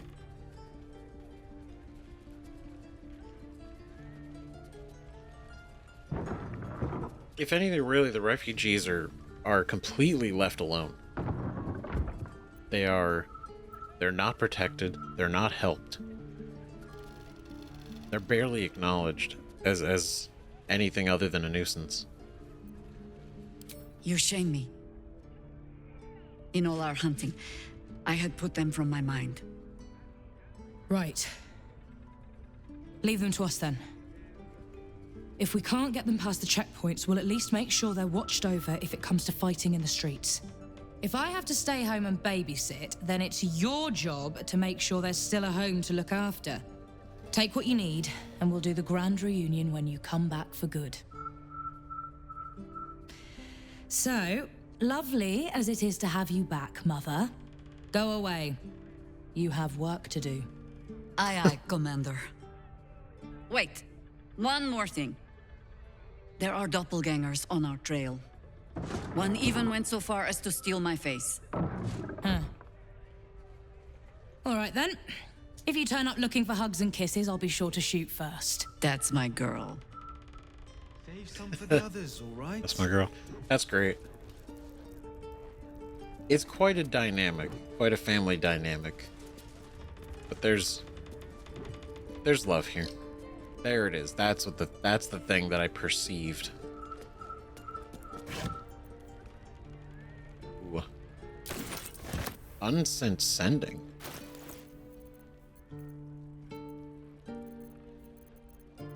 Oh, where'd you go? There you go. Short note marked up as a professional sending. A magical message of up to 25 words intended to find the recipient wherever they might be. The copy was never given over to a cleric for delivery, though. No, I don't know what to do. So come back and tell me, or I'll come find you. Death will not protect you, idiot.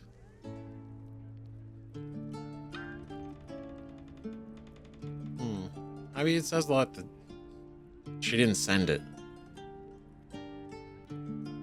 Yeah, she's like, you know what to... Like, Jaheira's like, you know what to do. It's like, no, I don't... I have no idea what you mean. What am I supposed to do right now? What? Oh, Jaheira. A fine day to you, sir.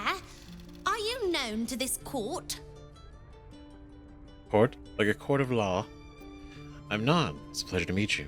One of such evident breeding as I, of House Fluffington, needs no formal announcement. Eh? How can I not? This is the only right answer. Sir Fluffington, an honor to host you in my manor. Jessamine discovered an old family tree in my study. We haven't had a moment's peace since. Tetherian nobility.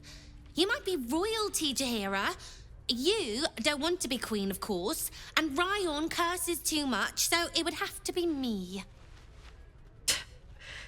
Careful, girl. They have a habit of taking against tyrants there. Huh. I'm not a tyrant. If anyone calls me one, I'll have Fig chop their head off. That's, you know what? That's a solid plan. Can't be called a tyrant if there's nobody alive to call you a tyrant. Right. Foolproof plan. Mysterious Moonshine. The landed families of Tethir don't swallow the specimen. What's that about? Might be useful. But that was adorable. That was fun. I like that. I like that we could play Those along leaves are too. a little darker than I'd like, Felices. Bad soil? Don't tell Mother. Don't tell Mother. Don't do it.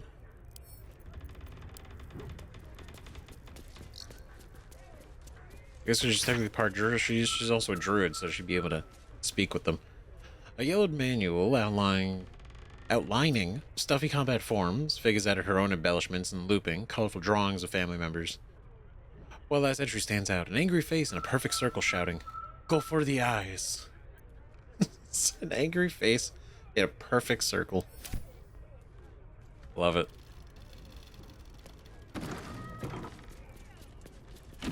I don't know, something about this family. This is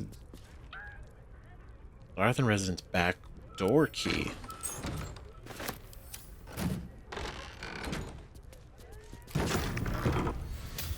Ooh, all right. Exciting.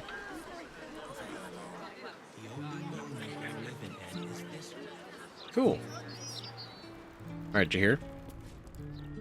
The cub speaks. Okay, I didn't know if there was anything else.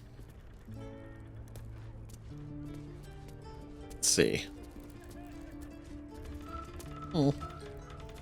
I'm glad we approached this kind of a little bit slower. Right, made sure to have Jaheira here, but also Minsk and their relationship. I can't lie, I really like a lot of Minsk's input. It's just really interesting and different. Disappearances in the city. Ooh, what's that? Hi, Harper. Seems our last reports were over hasty. Our investigations into the recent spate disappearances across the city have led to the reemergence of the subjects in almost every case. We're chasing down those last few and following up rumors of strange shadows in the sky at night. Perhaps we can hope it's just a case of some overactive imaginations. Beneath the report, notes in another hand take over. No coincidences. Absence is connected. Why return now? True, I suppose. But you have something out there that you Right? It's investigating the disappearances of people have led to the reemergences of those people.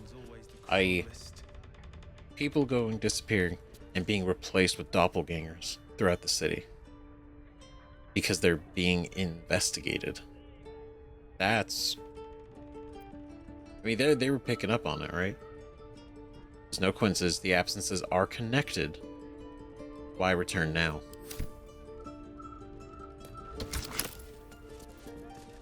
Ooh. Alright. Exciting. Correspondence from Theodore Whistle. Jaheira. I'd of course be happy to look in on the children in your absence, though I'd remind you that Ryan and Jord are now twice my height, and all too happy to remind me of it.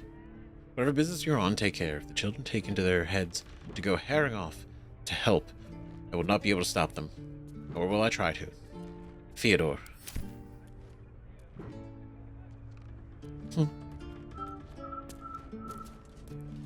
Coming along nicely there, Oh. Floki. Good, strong roots. Good strong roots, Floki. It's a decoded field report. A meandering letter from a traveler to her family back home. The main text is marred with scratches and corrections. A code translated in a firm hand down below. Hi, Harper. Movement in the Shadowlands confirmed. Absolute coldest pass where the shadows are deepest. No clues to how, and no means to follow. Lights spied in Moonrise Towers from afar, and great movement forces through the dark. They're gathering an army. Bring more Harpers. Bring means of making light quickly.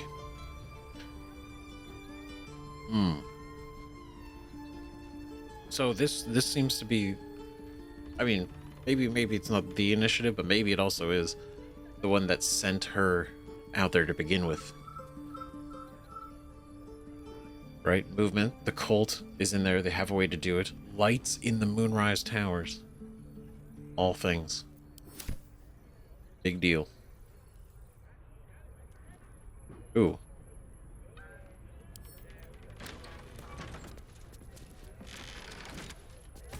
Clipping from Baldur's mouth. A faded cutting from the city's circular Baldur's mouth. Beloved Ranger bewitched.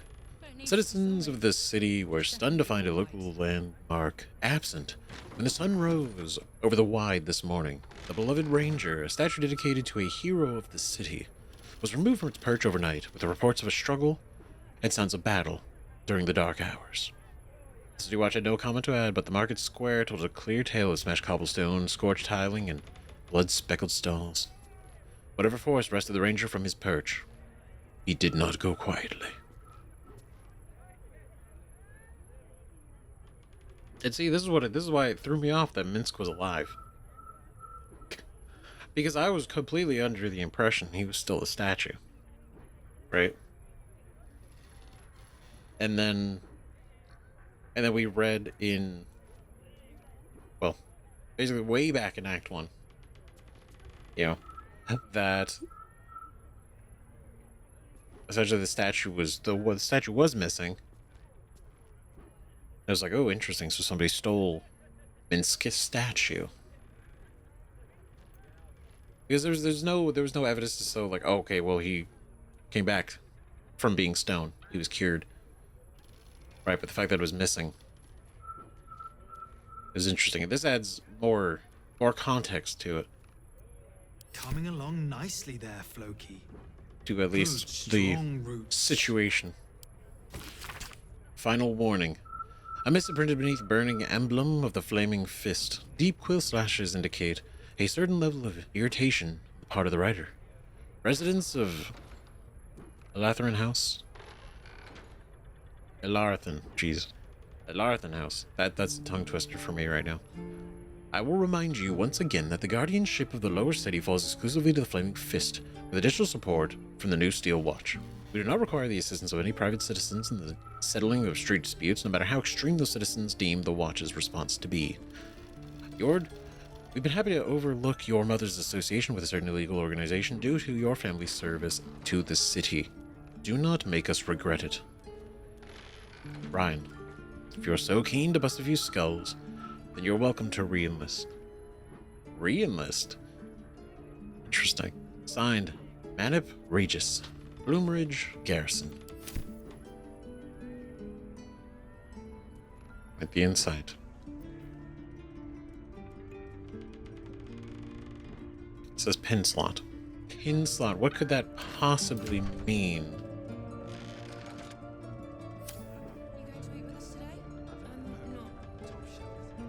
Pin slot.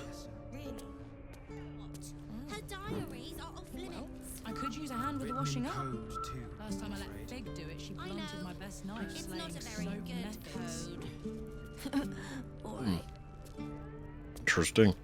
Just kind of overhearing, listening.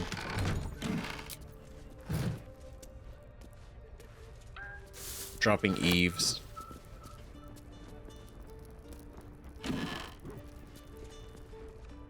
Domovoy invocation.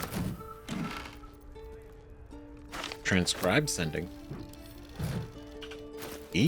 What do we got here? We got these, but this is a flat piece of parchment bearing a name day blessing. It appears to make an offering to a domovoy, some manner of Rashmar household spirit thought to shower the lucky celebrant in gifts. It is signed only M, along with a small drawing of a rodent, applied with what appears to be actual fur. That's interesting. So some Minsk wrote this, and then drew a small boo, and then actually put his fur on it. A blessing. This is the sending. I'm sorry. You know what to do.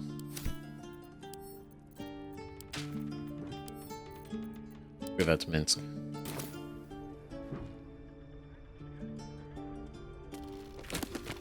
Honestly, I can't terribly blame. Like, if you receive that, it's so vague, and I get it, right? Like, I mean, I don't know. Powers that be could intercept, but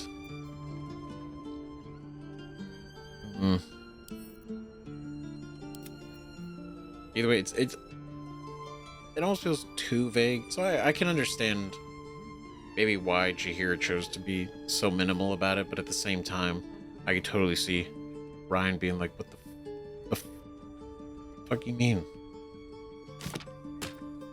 What am I supposed to do about that?" The Species Taxonomy by Reginald Cultural Eavesdropper Wiley gives a full and complete categorization of dwarves, from the gust-wrinkled pale Arctic dwarf to the tanned gray rift and gold dwarves to the once enslaved Wergar to the tall and gregarious shield dwarves to the Underdark dwelling Verdunir, to the brilliantly adaptive and culturally rich wild dwarves living in the jungles of Chult.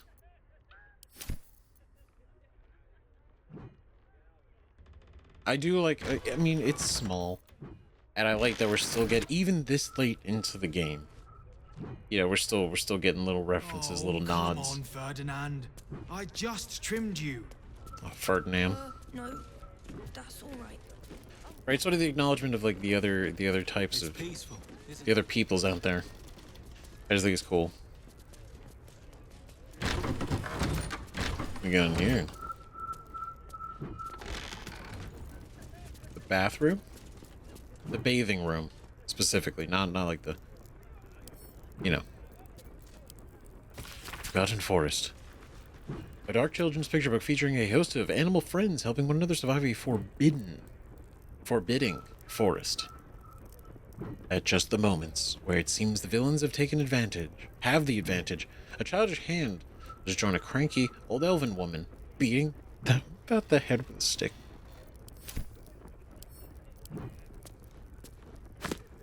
We love a choose-your-own ending.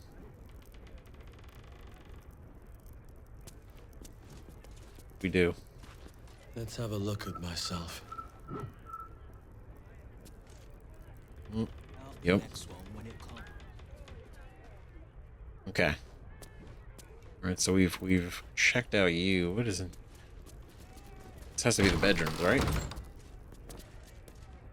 Another set of bedrooms. Oh, hello, Tate.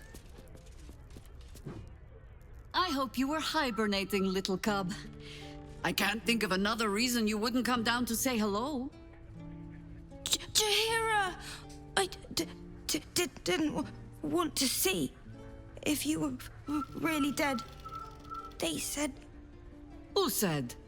Jord and Ryan. They didn't think I could hear. You little sneak thief. Well, they were wrong. Look! Not dead. I just... had a few adventures. Like, My god. You little sneak thief? Okay, so it is Jord. I'm over here adding a soft J to it. Okay. She tried to kill me, for one. Freed a pixie from a magic lamp. She was awful. That's not true. Afterwards, she liked us and talked to the printing house printer and complimented us, so that's okay. Fought alongside a warrior angel. We broke the curse that gripped the Moonrise Towers for centuries. Faced the god of death and won. Bloodshed, death, more of the same. Shrug. I mean, that's a hell of a sentence, isn't it? Faced the god of death and won. I feel like this sounds cooler, though. Right to tell a kid, right? I fought alongside a warrior angel. No, cub. He does not mean me. Now, cub. Solitude is a wonderful thing, but not too much. Come downstairs and fight with your sisters. Wait. Here. I was... keeping this safe. My Harper pin. Oh, was a certain little sneak thief playing down in my sanctuary? No.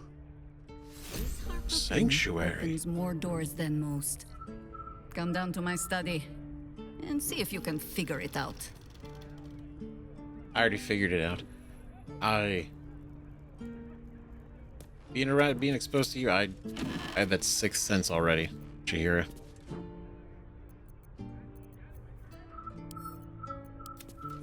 Alright, we're gonna put a pin in it. We're gonna find your little study. Your secret little area beneath your study.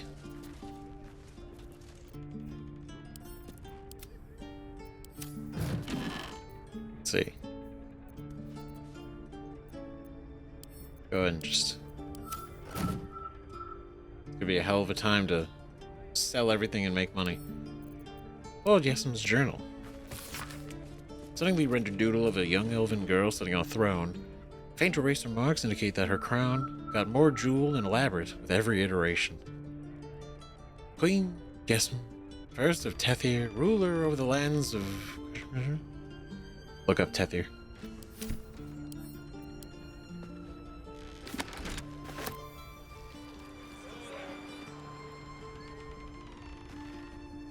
A pet rat once. Well, a hamster.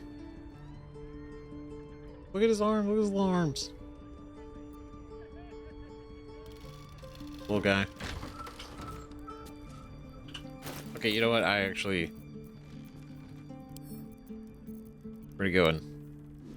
Drop that. It's not ours to take. Right? Who am I? Don't worry about the rest of the stuff. Okay? It's different.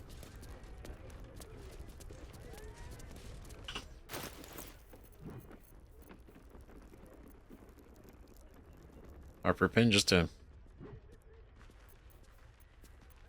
seemingly normal pin. The door, you know. No one's getting in. Oh, come on, Ferdinand. All right.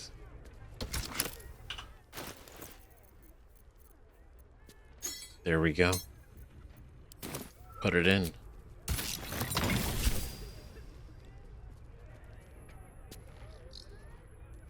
Bruh. Yo, that's cool as shit. Jaheira.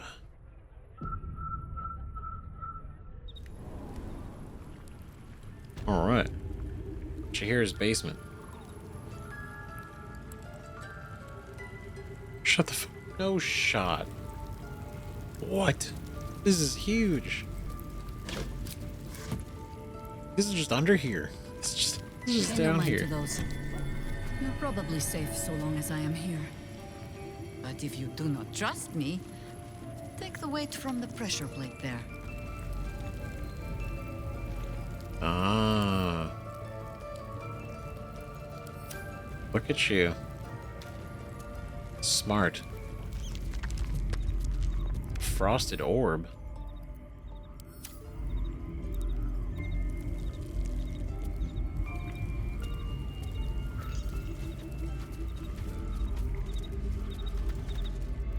Okay. Curious. Look at that. Look at that. This is... Damn. You know what? This is pretty rad. This is pretty... You know, I respect this.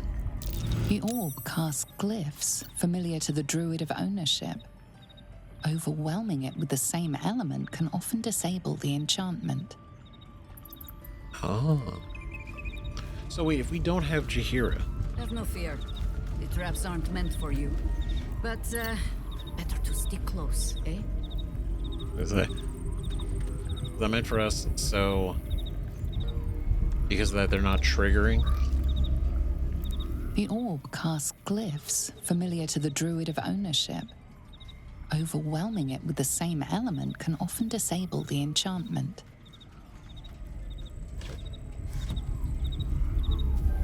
Oh, that's pretty... That is really interesting. So crackling orb, so...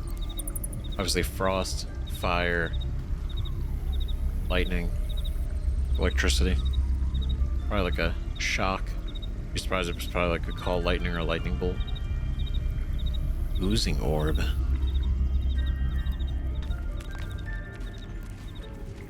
The orb casts glyphs familiar to the druid of ownership. Okay, I think they're all going to be the same. Overwhelming it with the same element can often disable the enchantment. Only patch of wilderness this city permits me.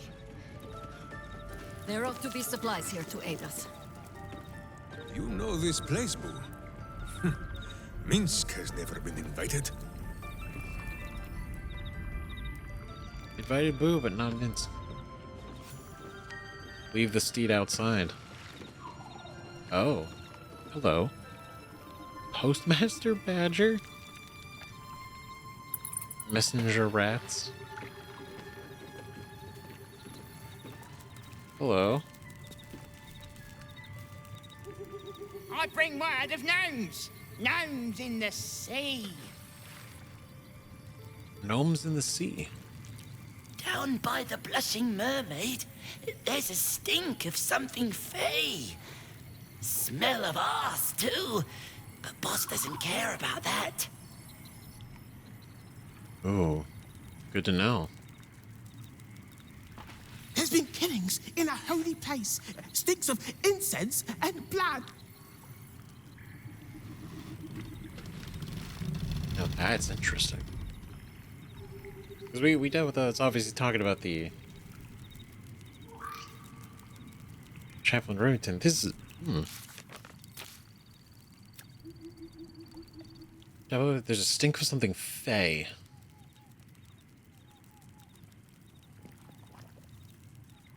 A hag?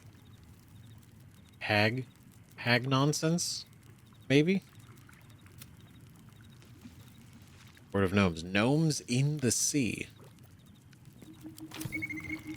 Now, what does that mean? The Archdruid's eyes and ears have fallen away in her absence. I'm training new ones.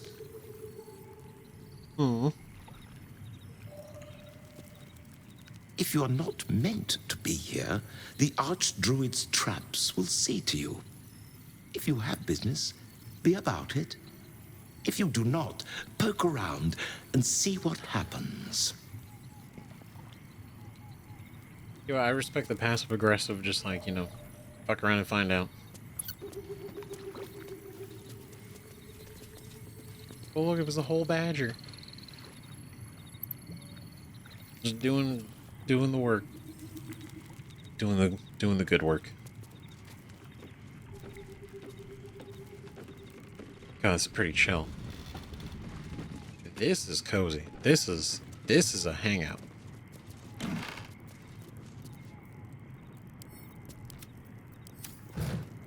Right, but we're here for supplies. Oh. Trap. Be cautious. Nice. Cobalt. Very heavens at dusk, the light of stars and deepening through blues. Could not be so vivid as this dye. I can't wait.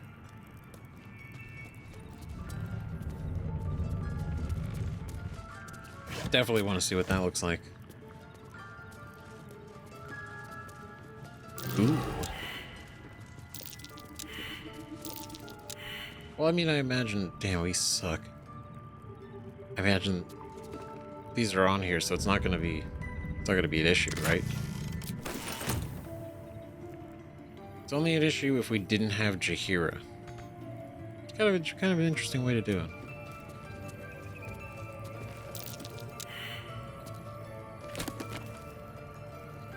Saga Part 1,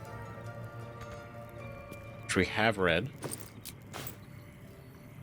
And then Part 2. Popular novel, thin and cheaply made, dramatizing the adventures of the Ballspawn in Athkatla after the defeat of Saravak and Chev. Early chapters have been defaced, some even torn out.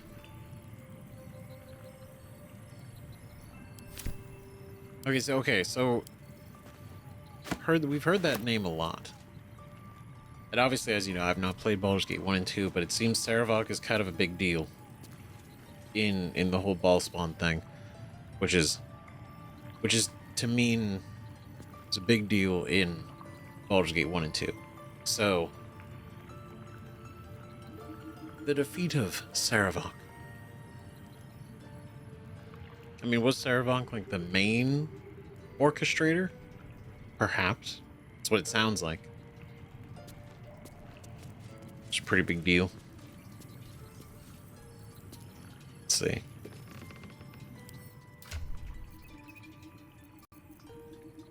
Definitely, we gotta go. We gotta get some lockpicks at some point. I just got trap disarms. Keen eye. But if it's supplies you seek, weapons to aid in our fight, you won't find them behind that door. There is nothing back there of worth to anyone but me. Oh. Should you go back there? I also hide all my worthless things behind secret doors. Sorry, Jaheira, I didn't mean to pry. If it matters to you, it matters to me. Just like an old dragon to hoard the best of her stash.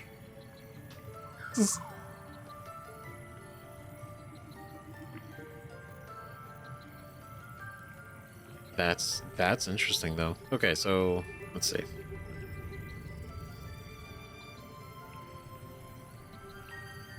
I think ribbing her like this, I think it would be if I just like an old dragon to hoard the best of her stash. Not a wild shape I have mastered.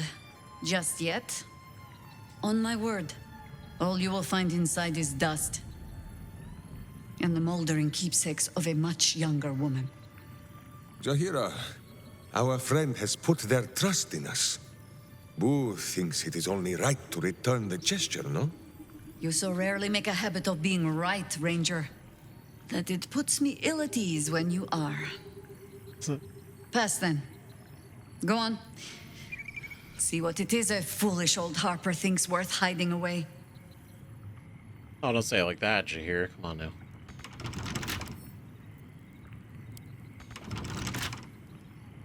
Do what must be done.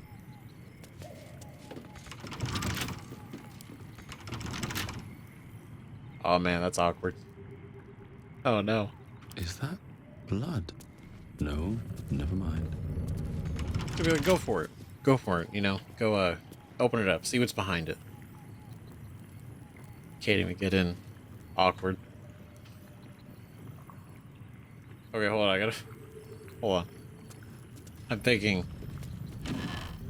If we're lucky. My dearest wife. Hold on. Wait a minute. Since you've forbidden the writing of poems, I had to get creative this year. Track down a retired Cormyrean war wizard, jeez, with a magic method of transferring mental imagery to parchment. The art is imperfect, perhaps better suited to espionage than name-day gifts. With all my love, and from a safe distance, Khaled. Beneath the note, a small inked picture of a smiling couple, their mouths gape far too widely. Their joints twist ever so slightly, but beneath distorted brows, you could just about make out a much younger Jaheira and a bearded man wearing a Harper pin. Oh. That's wholesome. That's sweet. Oh, Jaheira.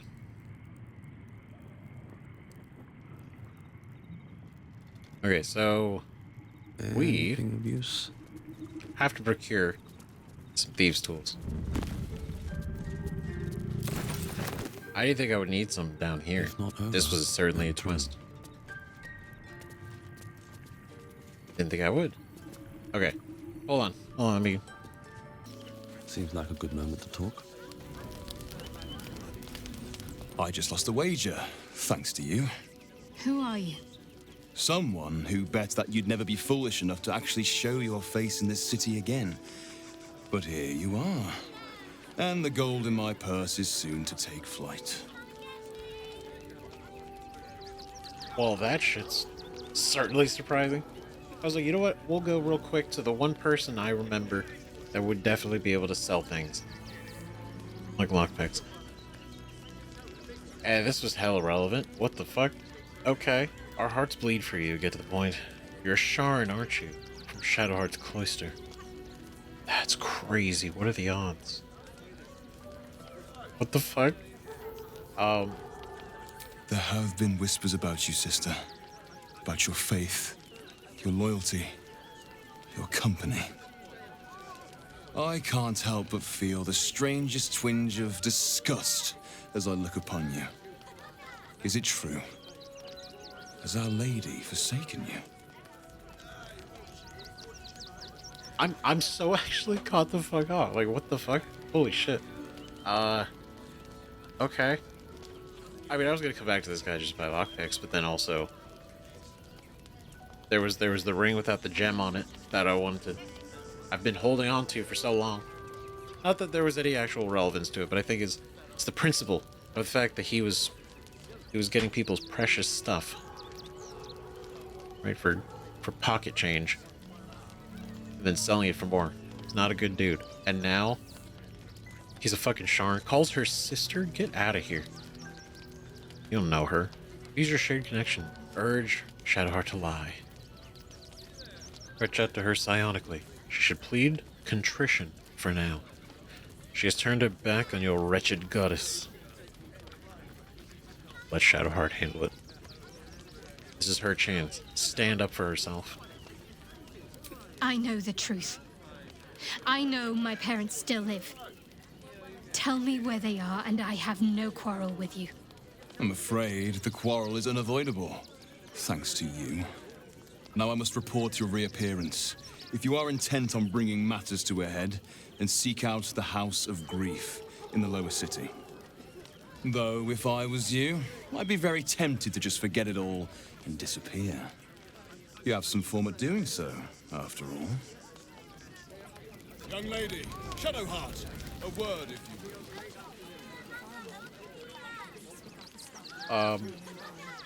will. That. Yo. No. No! Damn it. Really? You gonna do this to me, bro? Wow, what an asshole. Doubly double asshole bullshit. God damn it, really? That's crazy. That dude has a legit connection to something other than being just terrible.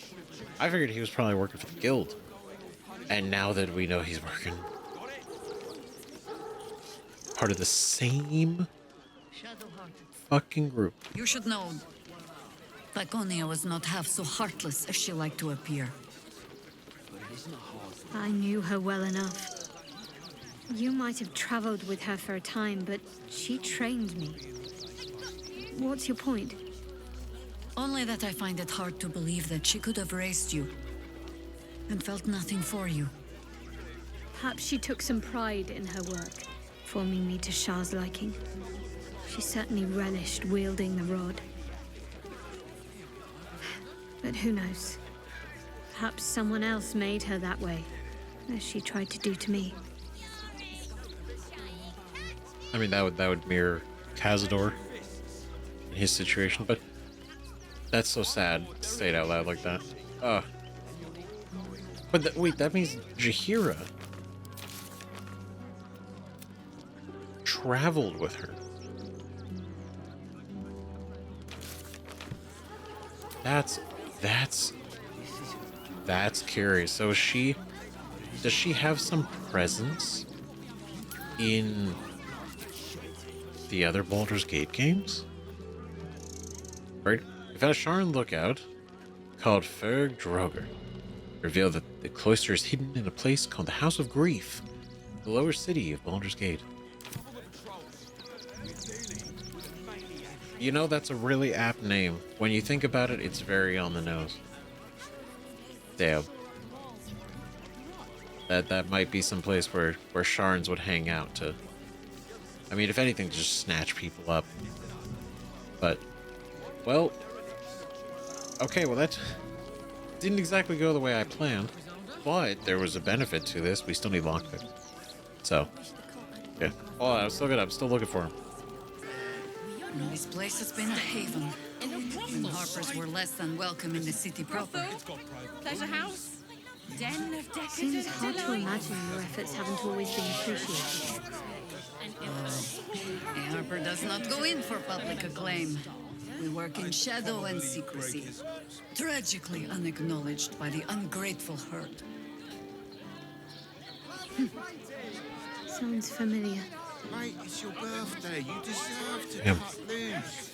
The librarian does this thing. As we're getting these new little conversations, this is great. A little bit harder to hear them over everybody else. I sense some But hesitation. that's okay. That's alright. I need to see if we can purchase lockpicks in here, because I'm running out of ideas. Entharo, please. What do you need? Please, my last. Oh, thank God. Okay. We got 4. We got 4. Which is a little bit. It's better than 0. Alright. Very cool.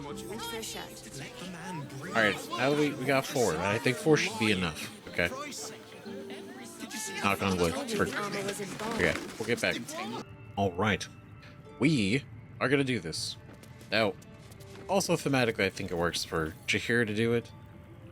On top of the fact that she's got the best chance anyway to lockpick it. But I think her unlocking it anyway. A Harper must sometimes invite herself in. It's pretty cool. It's pretty meaningful.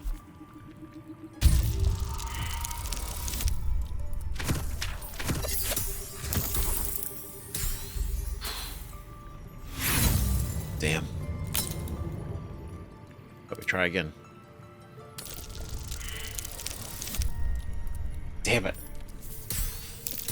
It's all the, it's the weight of the decision that's making this harder. Her having locked these memories away.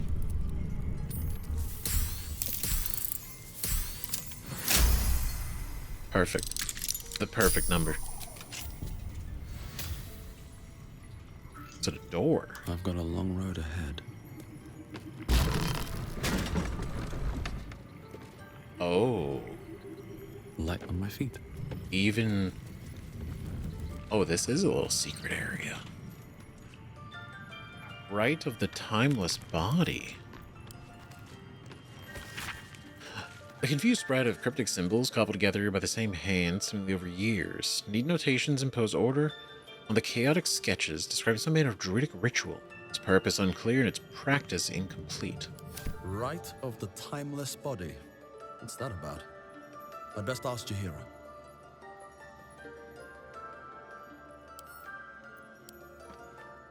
Yeah, Jaheira, what's going on? Feeling better. The cub speaks. That a strange scroll, your sanctuary. Some of a timeless body. Your body.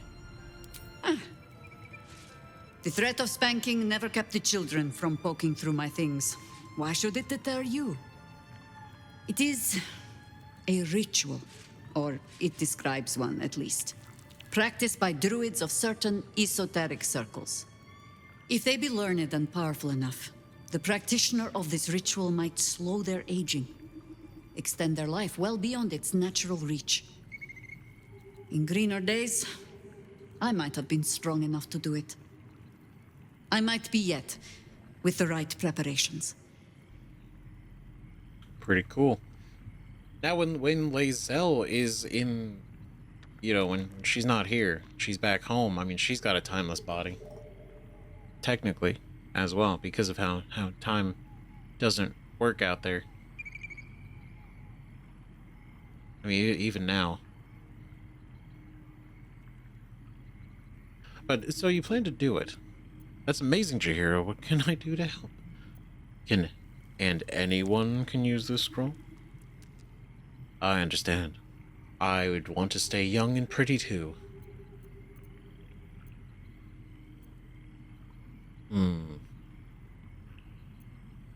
It's amazing, Jaheira. What can I do to help? Do not look at me like that. I have been content to see the span of my natural years. A privilege far too few in this world can claim. I do not speak of clinging to life for its own sake, I just look back on that life's work and I wonder, is it done? The dead tree plague the world still. The city still falls prey to small minds like Gortash or lost souls like Orin.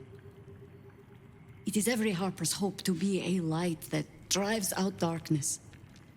But I've lived long enough to see so many of those lights burn out, while the shadows cling stubbornly on. Knowing that, isn't it our duty to burn on if we can? To fight for as long as we are able? Minsk does not understand the question. You will live forever, Jaheira. Of course I will, Berserker. And you will sprout soft and golden locks from that shining skull. Their dynamic is wonderful. Gosh, she's so poetic. It's fucking crazy. God. Wisdom. Wow. Hell of a speech. Would you live on at any cost? It's only natural to want more life. Too philosophical for me. Get over yourself, Harper. No one person can fix the world. But don't we all kind of think like that, right? I think it's natural. Not just to think about, like, you know, oh man, could we live longer? It'd be great to, you know, live way longer, let alone forever. In a way. But then the big point being, like, you know, the work that this life has done. You know, is it done? Is there more to do? And I think in a way we all feel that way. Because there's always something you want to do, or you feel like you should do, or need to do. And even after 50, 60, 70, 80 years, it's still... Sometimes there's always something else, you know? It's only natural to want more life. Of course. It is our way.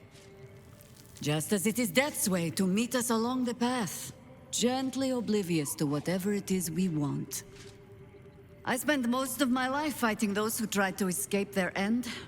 Ketheric, Irenicus, Sarevok, That is not company I would like to keep. In truth, I had put this ritual from my mind. Until last light. Trapped in that darkness. I turned to my research again.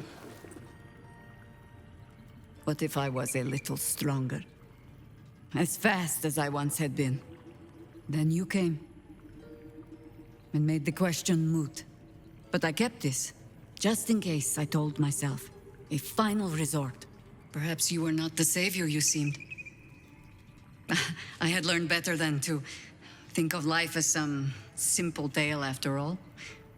There is no guarantee of happy endings, or true heroes. I believe that still.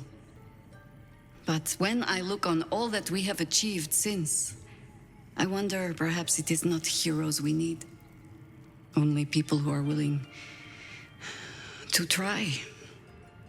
I do not know what manner of story that makes. But I do know that without an ending, it would be no story at all. So I will accept mine. When and however it comes. As for this city story, well, that is entirely your problem now, Cub. It's the way she says it like that. She's right, now it's not about just here's some true heroes. They're the ordinary people, every day, doing good deeds. True heroes.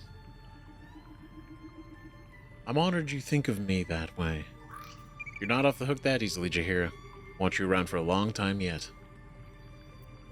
Enough of this cub stuff. My people live longer than yours, half-elf.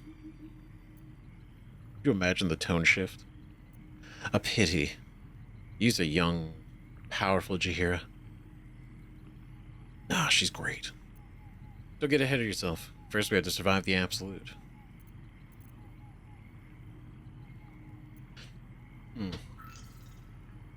Mod, you think you're not off the hook yet that easily, Jaheira. Want you around for a long time yet. I have no plans to lie down and die. Well, perhaps a little lying down when all of this is done. True. But I do not plan on going anywhere just yet. And besides, you still have a tadpole in your skull. You are almost certainly going to die first. Is that a challenge? All right. That was beautiful. That was beautiful. That was so cool. God, just like something so seemingly small like that. Such a powerful, deep meaning to her.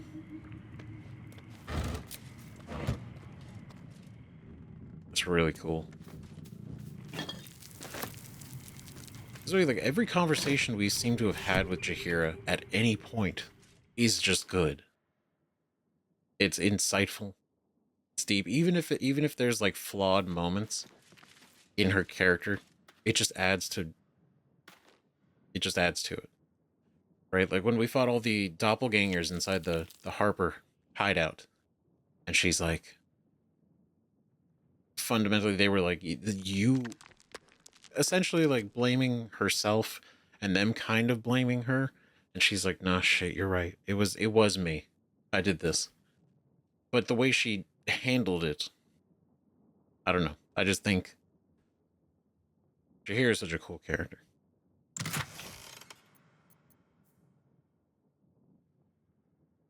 My God, that's cool. Well, this belongs to her. But, man, is that cool looking. Elm. Faded but still legible. The mark of a Karaturan. Forge master. Who adorns the pommel of his exquisite sword. Light as a robin's wing. Quick as a gnome's wit. This weapon has unseamed many foes. And will continue to in the correct hands. Then Staff of the Ram. Fashioned by some unknown archmage. No identifying insignia is forthcoming. Staff thrums with a slow, ferocious pulse that draws its concussive power from the spiral horn creature that gave the weapon its name. Staff of the Ram. Once returned, the blow possibly knocks the foe back 7 feet and stuns them. This has no effect on dragons or huge creatures. We haven't fought a single dragon yet, and yet we have dragon-slaying arrows. This specifically states it doesn't affect dragons. And I'm like, where's the dragons? I'm ready for them. Not really. Kind of. Yes. I'll take a dragon. I'll take it. I will take in a dragon. 1-on-1. But see, it says once per turn, the blow possibly knocks. So when we blow an enemy with this, right? The idea is we hit them. So if anything, this is good for... Who would this be? It would be good for Minsk because he's a monk.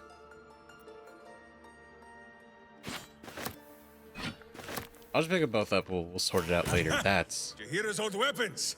They look strong as ever. Minsk should know. They gave him many bruises over the years. That's really cool. That's really cool. They are actually her weapons. Well, obviously they're her weapons, but I'm saying like they're ones that she specifically used and he remembers. I love that. The cub speaks. Okay, we can't say anything.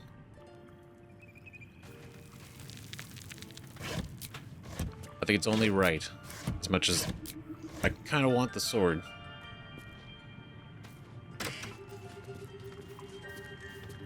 Ooh. Caleb's gift.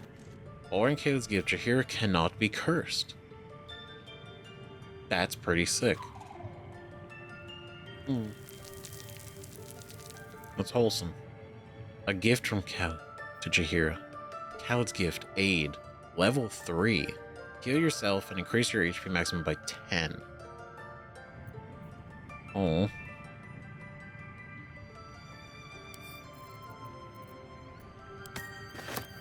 A gift from my husband. I've had to renew parts over the years, but the heart remains the same as the day he gave it to me. The cub speaks. Jaheira.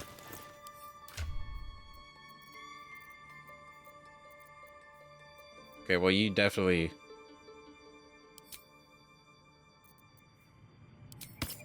You got to. You got to. You have to.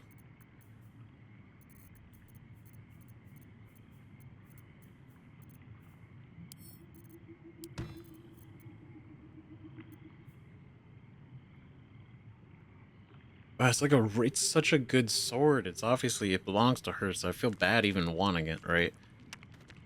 Perfectly balanced strike. Send Belm snaking out with an adder's speed. The very exemplar of swiftness embodied in steel.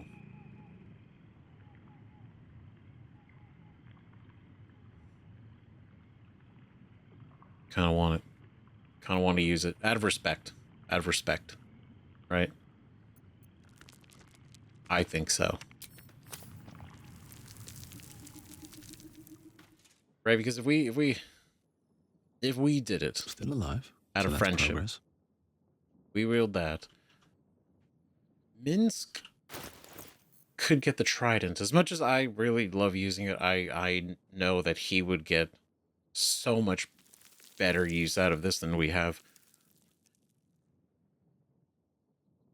Right? Because it's just like, I just really liked it thematically, even though it's functionally like such not a good idea for us to use. But I think maybe that is a good idea. Maybe we should do that. Let's see.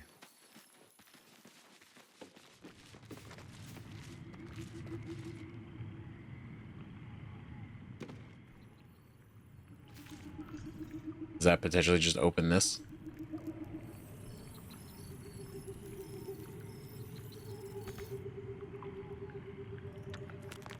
Yeah, I guess so. I guess that is it. We did it. The cub speaks. Ask it. Oh, there we go. This is what we're talking about. About that amulet I found in your house. Oh dear. Should I brace myself for some fashion advice? But I suppose you have earned better than glibness from me. It was a gift from my husband Khalid. He was a Harper.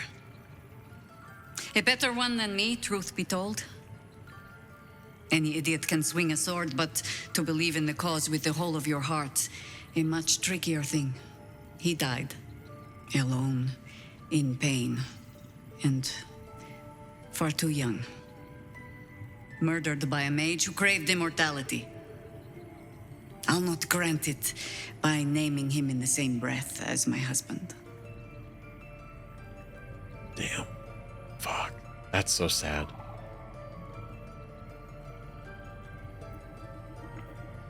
Do I know?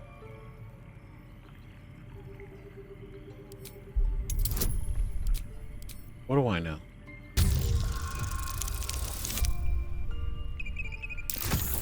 I know something. The quiet, unassuming shadow to Jaheira's strength, Khalid was another warrior who helped end the Balspawn crisis. Shortly after, he was murdered by the mad mage John Irenicus. Oh, fuck that guy. Oh, that's so sad. Tell me something about him no one else knows. Oh.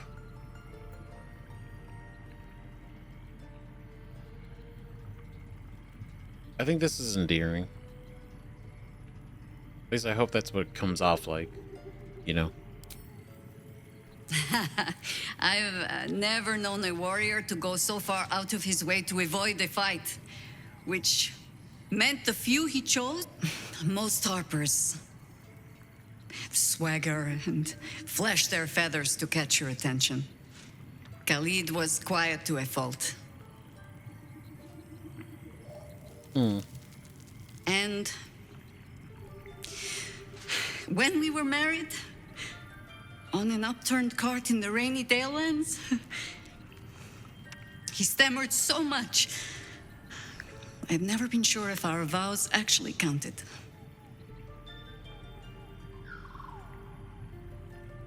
Oh, this is sad. I'm hearing that he was a weakling. So like an odd pairing. Sounds like he had true strength. It's like he had true strength. Odd pairing. Seemed like an odd pairing. The druid in me would like to say it was a thing of balance. The younger woman recalls rather more about a fine bottom. And the habit not to speak unless he had something to say. The songs make much of Khalid's meekness. The quiet little Harper who had to keep a tight hold on his courage, but he had it when it counted. And more than that, he had compassion. When you live a Harper's life, see all that a Harper sees, that is by far the harder thing to hold on to. But a bard can tell you all the rest. As for all the things they cannot, well, I shall just have to keep those for myself.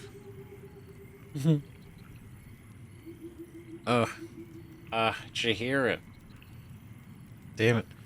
See, no, this is great because I've been wanting to get to know more about Jaheira anyway. This was so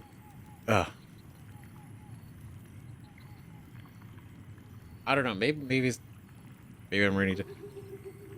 It's so, the way she talks about him is so something special. Though we know nothing. Right, I'm sure those that probably are aware of Khalid from Baldurs, the previous games, right, can totally attest to it, but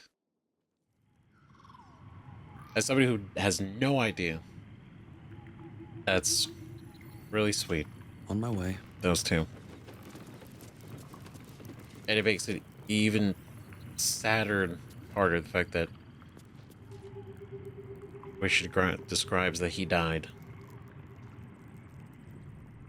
God, it's so... Oh, it's so sad, man. Jeez. Alone, in pain, and far too young. Murdered by a mage. That's so depressing. Or Jaheira. Fuck, man. Shit.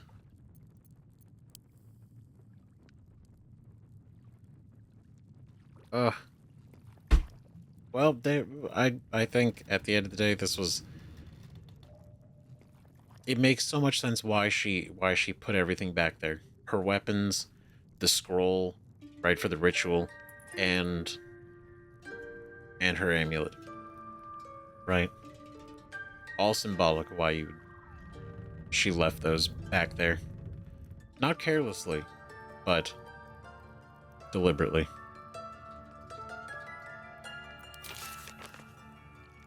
Damn. Jaheira, man, every single time gets better. Shit. Well, this was an unintentional stumbling into an entire set of character development for Jaheira. Very cool. Emotional, but cool.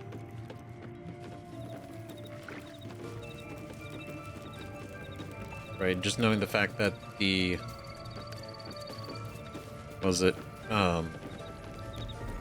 that mage was also in the first game. I'm imagining he didn't get away. I'm hoping he didn't get away. He better not have gotten away. Because we'll find him. I'm willing to find him. I'm sorry, I'm not gonna I just keep repeating because it's so fresh, it's so new, it's so sad. Jeez. I should speak up. Thank you for looking out for her. Now bring her back alive. She's too old for any heroic death nonsense. It's kind of funny. Their dynamic, right? It's obviously... It started out with some strong words, which makes sense. I mean, they thought she died, and then she shows back up. They've gotten, like, no word from her, everything. But, I don't know. The way they all talk, you can tell they still love her. She still loves them. That's just the family dynamic.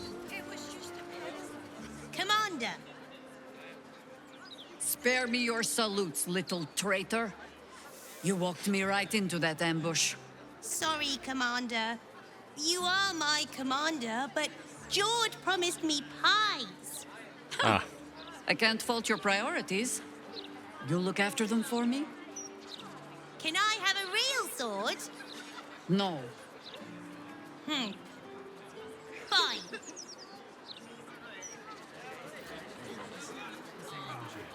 This tail is weird. I want to touch it.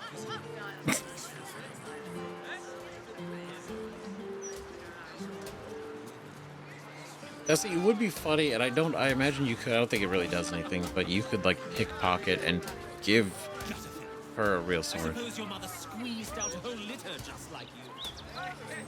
I don't think that would do anything, but I think it would be kind of funny.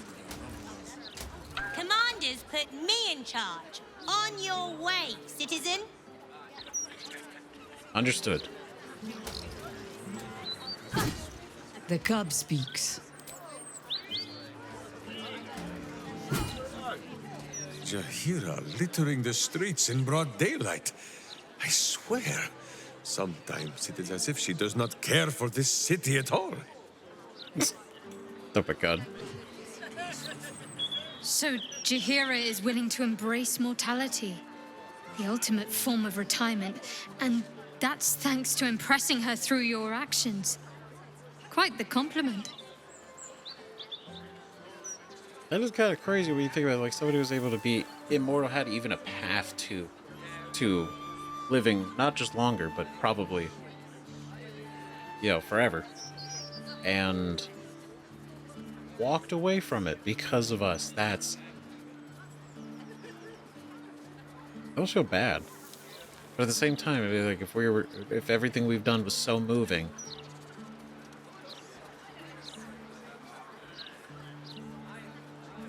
It's pretty good.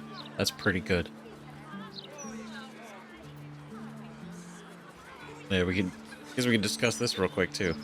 Charms are using a place called the House of Grief as cover for their presence in Baldur's Gate. Then that's where we need to go. My parents are in there somewhere. God, I can't believe we actually have a solid destination now. It's gonna be something. The cub speaks. Ask it. Okay, did you fought the dead 3 before? You mentioned you know something of Illithids. You go to the Harpers, found the Temple of Baldur. Would you be able to find it again? You speak of a battle more than a century past. Baal's minions led us through a maze in the Undercity, older than Baldur's Gate itself. We paid little mind to the path ahead, let alone how we might return, or that we would return at all. Still, the Undercity shifts. We might search down there. Or better yet, find a ballast to lead us. You know what, that wouldn't be a bad idea. See, but there is an interesting thing. Real quick, when we talked with Jaheira.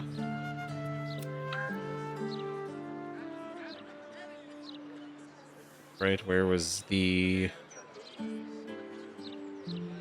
Wasn't that one, is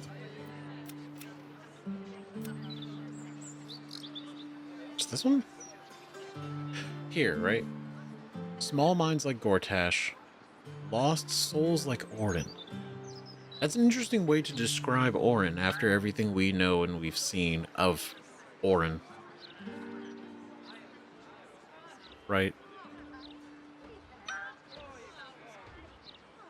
Which makes me think Jaheira knows. Maybe knows more than she's let on, but also... It also gonna make sense, right? Getting wrapped up in the Baldurs cult. Murder. All the time. But then she, like, thrives on it. Seems. Maybe that's a side effect? I don't know. But, I don't know, to describe that, it almost seems... sad. Right? Like in a way, maybe in her own actions, she's a victim of her own. She's a victim of her own actions. Like whatever she got caught up in. Right? But then again, I wouldn't be surprised. I wouldn't be too surprised, like Gortash and Orin. And same thing with Ketheric, right? Like Ketheric was... You know, kind of like a fallen hero in a way. But not like a hero. Just like a fallen soul. A good person. Tragedy happened to. And then fell out of Saluna. Fell into Shar. And then, you know, rose up in bad. For seemingly, in their own mind, right? In Ketheric's own mind, a good reason. Right? For his daughter. He was willing to sacrifice the world if it meant bringing her back and keeping her safe, right? And he's done bad shit. You can understand the cause, or you can understand his line of thinking. And so I wouldn't be surprised if Gortash and Orin had a similar situation. Maybe not family related, but just sort of,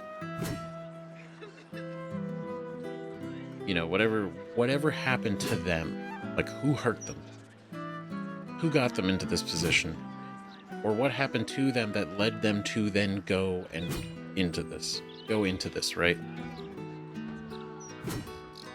The fact that Gortash said he chose Orin is very interesting, because we don't really know why exactly. Not really.